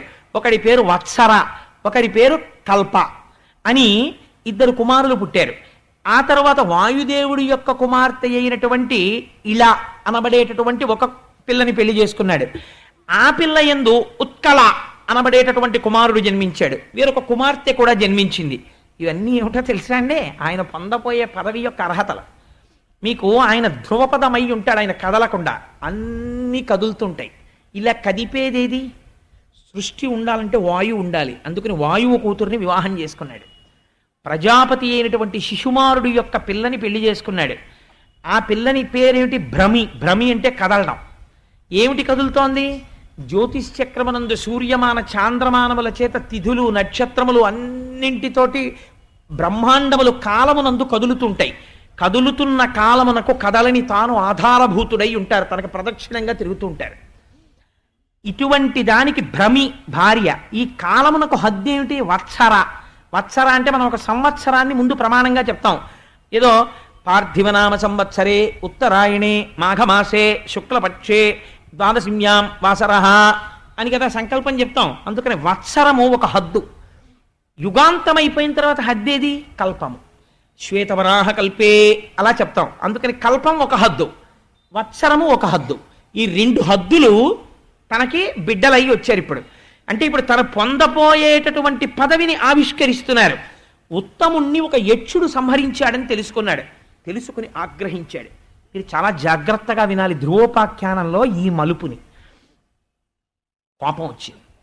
నా తమ్ముణ్ణి యక్షులు సంహరిస్తారా అని యుద్ధానికి బయలుదేరాడు. ధ్రువుడి రథానికి ఒక గమ్మత్తుంది. రంగురంగుల రథం ఎక్కుతాడు. రథం ఎక్కి హిమాలయ పర్వత ప్రాంతానికి వెళ్ళి కుబేరుడి యొక్క సైన్యం, యక్షులంటే ఆయన దిక్పాలకుడు, ఆ యక్షులతో విశేషమైన యుద్ధాన్ని ప్రారంభం చేశాడు. చిట్ట చివర ఆ యుద్ధంలో కొన్ని వేల మంది యక్షుల్ని చంపేశాడు. చంపేసి నరనారాయణాస్త్రాన్ని ప్రయోగించడానికని మంత్రాన్ని అనుష్ఠానం చేస్తున్నాడు. చేస్తున్న సమయంలో తాతగారైనటువంటి స్వయంభువ మనువు కనబడ్డాడు. కనబడి ఒక మాట చెప్పాడు. ఎంత తపస్సు చేసిన వాడికి ప్రమాదం ఎక్కడ నుంచి ముంచుకొస్తుందో తెలుసా? అర్థము లేని కోపములోంచి ప్రారంభం అవుతుంది. నువ్వంత తపస్సు చేశావు, 5 సంవత్సరముల వయస్సులో తపస్సు చేశావు. నీ కోపాన్ని ఈశ్వరుడి యందు తపస్సుగా మార్చావు, ఈశ్వరానుగ్రహాన్ని పొందావు. ఎవ్వరూ పొందలేనటువంటి ధ్రువ పదవిని పొందావు. ఇంత పొంది ఇన్ని తెలిసి నీ తమ్ముణ్ణి ఒక యక్షుడు సంహరించాడు. జనన మరణములు ఈశ్వర సంకల్పితములుగా జరుగుతాయి, పాపపుణ్య ఫలితములుగా ఈశ్వరుడు అనుగ్రహిస్తాడని మరిచిపోయావు. పొగడకూడదు మనవణ్ణి. మరిచిపోయి ఒక యక్షుడు చంపితే ఆ యక్షుణ్ణి నువ్వు చంపితే దోషం లేదు. మొత్తం యక్ష జాతిని సంహరిస్తున్నావు. యక్షులందరూ ఎవరిని సేవిస్తారు? కుబేరుణ్ణి సేవిస్తారు. కుబేరుడు ఎవరిని సేవిస్తాడు? అన్నగారి అంత అనుబంధంతో పరమశివుణ్ణి సేవిస్తాడు. ఇప్పుడు యక్షుల యొక్క ప్రమాదము కుబేరుడి చెవిన పడి కుబేరుడికి కలిగిన ఆగ్రహము శివుడికి తెలిస్తే నువ్వెంత ప్రమాదమునకు వెళ్ళిపోతావు? మనిషికి కలిగినటువంటి కోపానికి ఒక హద్దు ఉండాలి. తనని తాను ఏదో ఒక స్థితిలో ఫుల్ స్టాప్ ప్రయత్నపూర్వకంగా పెట్టేయాలి. లేకపోతే ఆ కోపము క్రోధముగా మారిపోతుంది. ఆ క్రోధము అర్థము లేనటువంటి వ్యగ్రతకు వెళ్ళిపోతుంది. ఆ వ్యగ్రతలోంచి తన పతనము ప్రారంభమైపోతుంది. నువ్వు పొందపోయే పదం ఏమిటి? నువ్వు చేసిన పని ఏమిటి? నువ్వు ఇటువంటి పని చెయ్యొచ్చా? అందుకని ఇంకా నువ్వు చేసిన సంహారము చాలు. ఇప్పటికైనా నా మాట విని నరనారాయణాస్త్రాన్ని ఉపసంహారం చేసి నువ్వు నీ ధనస్సు పక్కన పెట్టి రాజధానికి వెళ్ళిపోమన్నాడు. ధ్రువుడికున్న చాలా గొప్ప విషయం ఏమిటో తెలుసా అండి? తను ఒక స్థితిని పొందేసిన తర్వాత మనుష్యుడు వేరొకడి మాట వినడు. వాడు చెప్పేదేమిటి, నేను వినేదేమిటి అంటాడు. అలా వినగలగడం చాలా గొప్ప విషయం. తాతగారు కనపడి చెప్తే, తాతగారు మీరు చెప్పింది యథార్థం, ఆయన ఎటువంటి మాట చెప్పాడో తెలుసా అండి? అనగా మన కులమునకిది అనుచిత కర్మంబ, ఒకనికై పెక్కండ్రిట్లని మొన తృంగిరి ఇది నీ కనయంబును, మలవ దుడుగుమయ్య కుమారా. ఈ పని ఒకడి కోసం ఇంతమందిని చంపడం మన కులంలో పుట్టినవాడు చెయ్యవలసిన పని కాదు. స్వయంభౌమనువు యొక్క వంశం అంటే ఎటువంటి వంశం రామంది? నీలాంటి మనవణ్ణి పొంది సంతోషించాను, ఇదా నువ్వు చెయ్యవలసిన పని? ఆపు చేసి అంతఃపురానికి వెళ్ళిపో అన్నాడు. తిరిగి అంతఃపురానికి వెళ్ళిపోతుంటే కుబేరుడికి తెలిసింది ఈ వార్త. తాతగారు చెప్తే ఇంత కోపాన్ని కుబుసం వదిలినట్టు వదిలేసి ధ్రువుడు ఇంటికి వెళ్ళిపోతున్నట్ట అని తెలుసుకున్నాడు. పెద్దల మాటలు వినడం అలవాటైన పిల్లలు ఎటువంటి వరాలు పొందుతారో చెప్తుంది ధ్రువోపాఖ్యానం. అసలు నిజానికి నాకు అనిపిస్తుంది ఈ ధ్రువోపాఖ్యానాన్ని స్టూడెంట్స్ వినాలి, పిల్లలు వినాలి. వింటే వాళ్ళకి అర్థమవుతుంది జీవితంలో ఎలా ప్రవర్తించాలో. పెద్దలు వినాలి, ఎలా పిల్లల పట్ల ప్రవర్తించాలో తెలుస్తుంది. సమాజంలో పెద్దలు వినాలి, గురువులు ఎలా సమాజాన్ని మార్చుకోవాలో తెలుస్తుంది. పాలకులు వినాలి, తమ క్రోధాన్ని ఎలా నిగ్రహించుకోవాలో తెలుస్తుంది. ధ్రువోపాఖ్యానంలో లేనిదేమిటి? పరమేశ్వరుడు యొక్క వాత్సల్యము తెలుస్తుంది. 5 ఏళ్ల పిల్లవాడి తపస్సుకి నోటితో చెప్పని పదవిని తాను ఎలా అనుగ్రహించాడో తెలుసుకోవడానికి. ఇంత గొప్పది ధ్రువోపాఖ్యానం. తిరిగి అంతఃపురానికి వెళ్ళిపోయాడు. కుబేరుడు వచ్చాడు. నేను చాలా సంతోషిస్తున్నానయ్యా, నీకు ఎంతో కోపం వచ్చిందిట, ఎందరో కొన్ని వేల యక్షుల్ని సంహరించావుట. అంత క్రోధముతో ఉండగా మావారలు నీ మీద కలిగపడుతుండగా తాతగారు వచ్చి ఇంకా యుద్ధం చేయకన్నారట. చెప్పొచ్చావులే తాత, అవతల బాగుంది, నువ్వు యుద్ధం చేయలేదుట, నరనారాయణాస్త్రం తెలిసినా వేయలేదుట, మా తాతగారు చెప్పావని వెళ్ళిపోయారట. షహబాష్, నీలాంటి పిల్లాన్ని చూస్తే నాకు మక్కువగా ఉంది. ఏది నీకేం వరం కావాలో కోరుకో, నువ్వు కోరుకున్నటువంటి వరాన్ని నీకు ఇచ్చేస్తానన్నాడు. అంటే అప్పుడు ఆయన అన్నాడు, అప్పుడప్పుడు నా బుద్ధిలో చిన్న వైకలభ్యం, చిన్న కోపం వచ్చింది. ఇదండి కోరుకోవలసింది, దిద్దుబాటు అని అడగాలి. ఇది ఎందుకు వచ్చింది? ఈ కోపం వచ్చింది అన్నంతసేపు, ఎవరినో చంపేద్దామన్నంతసేపు నా మనస్సు ఈశ్వరుడి పాదాలు వదిలేసినట్లే కదా. ఇలా పట్టుకుంటే అన్ని వరాలు ఇచ్చిన వాడిని వదిలేసి ఊరి మీద పడి చంపడం ఏంటి? ఎంత పాపపు పని చేశాను. అందుకని కుబేరా, నువ్వు నాకు వరం ఇస్తే ఏ వరం ఇస్తావో తెలుసా? నా బుద్ధి రాత్రనక పగలనక ఏ కాలమునందు కూడా భగవంతుని పాదార విందముల నుండి విస్మరణము లేని నామము చెబుతూ తరించిపోయేటటువంటి భక్తి నాకు నిర్హేతుకముగా నీ వరము చేత కటాక్షింపబడుగాక అని అడిగాడు. అడిగితే ఎటువంటి వరం కోరుకున్నావురా నాయనా, నీకు అనుగ్రహిస్తున్నానన్నాడు కుబేరుడు. దాంతో ధ్రువుడు అపారమైన భక్తి సంపన్నుడైపోయాడు. రాజ్యాన్ని పరిపాలించాడు, కుమారుడికి పట్టాభిషేకం చేశాడు, వృద్ధుడైపోయాడు, బదరికాశ్రమాన్ని చేరాడు. అందుకే జీవితంలో బదరి వెళ్ళండి అంటారు. అక్కడ ఎన్ని జరిగాయో, ఆ బదరి వెళ్ళి బదరికాశ్రమంలో కూర్చుని తపస్సు చేశాడు. తపస్సు చేస్తుంటే ఒక ఆశ్చర్యకరమైన సంఘటన జరిగింది. ఎవరి జీవితాల్లోనూ బహుశా ఇలా జరుగుతాయని నేను అనుకోను. ఒక చిత్ర విచిత్రమైనటువంటి విమానం ఒకటి వచ్చి ఆ పర్వత శిఖరం మీద దిగింది. అందులోంచి 2 పురుషులు నడిచి వచ్చారు. వాళ్ళు నీలమేఘము వంటి శరీరము కలిగిన వాళ్ళై శంఖ చక్ర గదాపద్మములను పట్టుకుని తాను 5వ ఏట చూసిన శ్రీమన్నారాయణుడు ఎలా ఉంటాడో అటువంటి స్వరూపాలతో 2 నడిచొచ్చారు. నడిచొస్తే ధ్రువుడు చూసి లేచి వాళ్ళకి నమస్కరించి ఆశ్చర్యపోతూ, మీరెవరు, ఎందుకు వచ్చారు అని అడిగాడు. అడిగితే వాళ్ళన్నారు, ఓ నృపా, నీకు భద్రమగు నొప్పగుచున్న మదీయ వాక్యముల్ వీనుల యందు జన్పుము, వివేకముతో 5 ఏండ్ల నాడు మేధానిధివై ఒనర్చిన ఉదాత్త తపోవ్రత నిష్ఠచేత తేజోనయశాలివైన మధుసూదన తృప్తి వహింపచేయవే. మర్చిపోయావా? 5 ఏళ్ల నాడు తపస్సు చేశావు. ఆనాడు స్వామి వరం ఇచ్చారు, కొంతకాలం పరిపాలన చెయ్యి, శరీరము పడిపోయిన తరువాత నిన్ను ధ్రువమండలానికి తీసుకెడతానని చెప్పారు. నీకంత పెద్ద పదవినిస్తానన్నారు. ఇప్పుడు శరీరము పడిపోవడం అన్నది ఎవరికైనా తప్పదు. నీ శరీరము పడిపోయేటటువంటి రోజు వచ్చింది. ఇప్పుడు నిన్ను మేము ధ్రువమండలానికి తీసుకెళ్ళాలి. అందుకని స్వామి నీ కోసం విమానం పంపారు. మేము విష్ణు పార్షదులం, మీరు విజయం చేసి విమానం ఎక్కండి, మేము స్వాగతం పలకడానికి వచ్చామన్నారు. ఆశ్చర్యపోతే మృత్యు వచ్చి ఇన్ని కోట్ల మందిని భయపడతాం, స్వామి అనుగ్రహం ఉన్న వాళ్ళ పరిస్థితి ఎలా ఉంటుందో చూడండి. శరీరాన్ని తీయడమా అని శిరస్సు వంచి నిలబడిందిట. తనే శరీరాన్ని వదిలిపెట్టాడు జ్ఞాని అయి. ఎలా? మృత్యువు శిరస్సు మీద తన పాదము పెట్టి విమానంలోకి ఎక్కేట ధ్రువుడు. ఇది ఎవరన్నా సాధించారండి జీవితంలో? ఇది ఒక రమణులు సాధించిన దానికి పురాణ వాక్యంగా తీసుకొస్తున్నారు వ్యాస భగవానుడు. శిరస్సు వంచి మృత్యువు నిలబడితే దాని తల మీద తన కాలు పెట్టారు. అంటే తనంత తానుగా ఈ దేహము నేను కాదని వదిలిపెట్టి విష్ణు విమానమునందు ప్రవేశించాడు. ప్రవేశిస్తే అది లోకములను దాటి వెళ్ళిపోతోంది. ఆశ్చర్యకరంగా లోకాలన్నింటి వంక చూస్తున్నాడు. ఆ పితృలోకం, యమలోకం, స్వర్గలోకం, సత్యలోకం, తపోలోకం, జనోలోకం అన్ని దాటి వెళ్ళిపోతోంది ఆ విమానం. వెళ్ళిపోతుంటే ఒక్కసారి విమానంలో కూర్చుని అనుకున్నాడు, ఓహోహో ఏమి లోకాలరా, ఇంతమంది ఇన్ని బాధలు పొంది మళ్ళీ పుణ్యాలు పొంది పుణ్యాలు అయిపోయిన తర్వాత కింద పడిపోయి ఇంత అల్లర్లు పడిపోతున్నారు.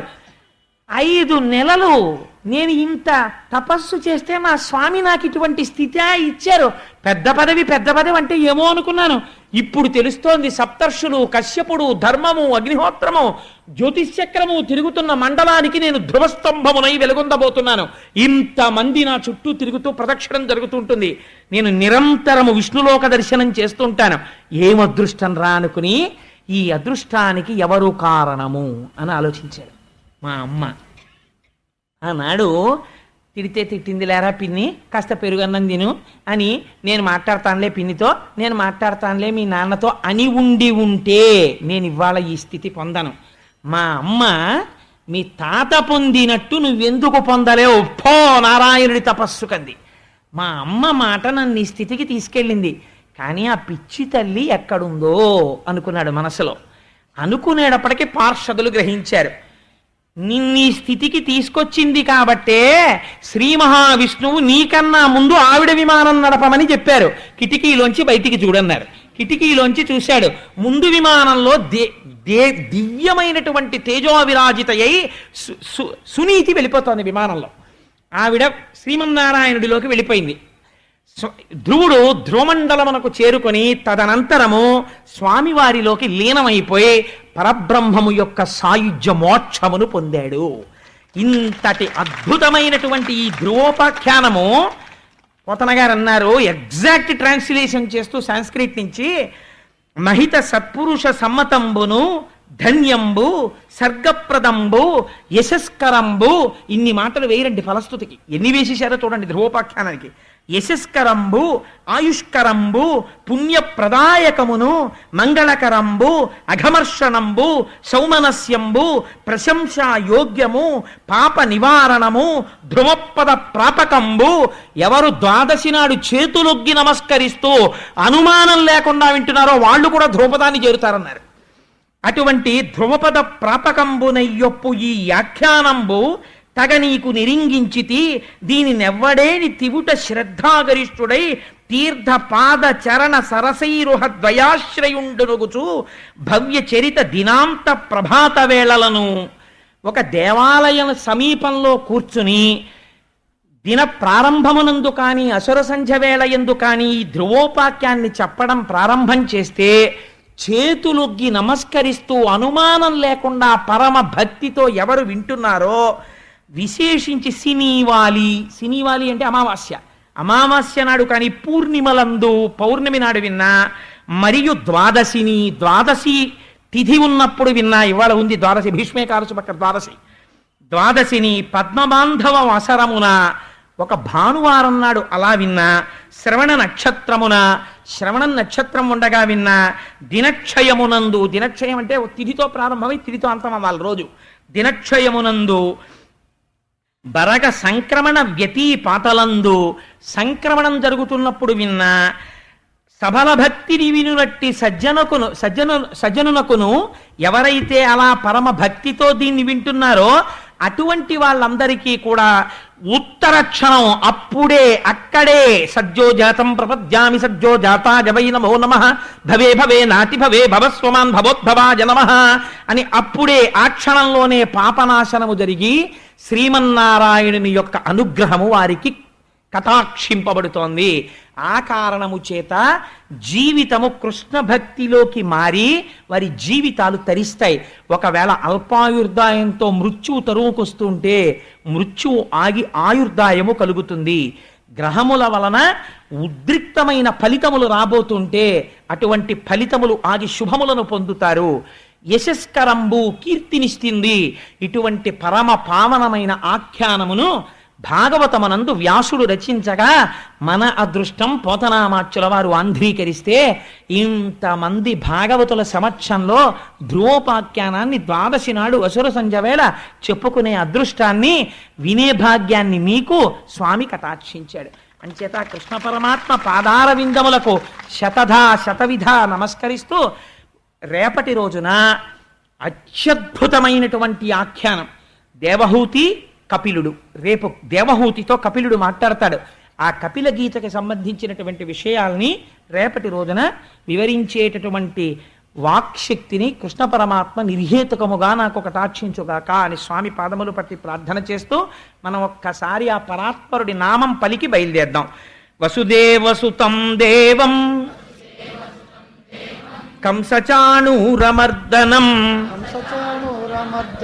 దేవకీ పరమానందం కృష్ణం వందే జగద్గురుం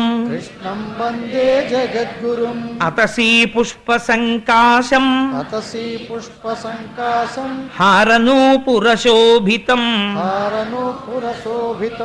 రత్నకంకణకేయూరం కృష్ణం వందే జగద్గురుం మందారగంధ సంయుక్తం చారుహాసం చతుర్భుజం బర్హి పింఛావచూడాంగం కృష్ణం వందే జగద్గురుం ఉత్ఫుల్ల పద్మపత్రాక్షం నీలజీమూత సన్నిభం యాదవానాం శిరోరత్నం కృష్ణం వందే జగద్గురుం రుక్మిణీకేళీ సంయుక్తం పీతాంబర సుశోభితం అమాప్త తులసీగంధం కృష్ణం వందే జగద్గురుం గోపికానాం కుచద్వంద్వం కుంకుమాంకిత వక్షసం శ్రీనికేతం మహేశ్వాసం కృష్ణం వందే జగద్గురుం శ్రీవత్సాకం మహోరస్కం వనమాలా విరాజితం శంఖచక్రధరం దేవం కృష్ణం వందే జగద్గురుం కృష్ణాష్టకమిదం పుణ్యం ప్రాతరుత్థాయ పఠేత్. If you like this video, hit the like button. For more videos, subscribe to our channel. If you have learned anything from this video, comment down below. Subscribe.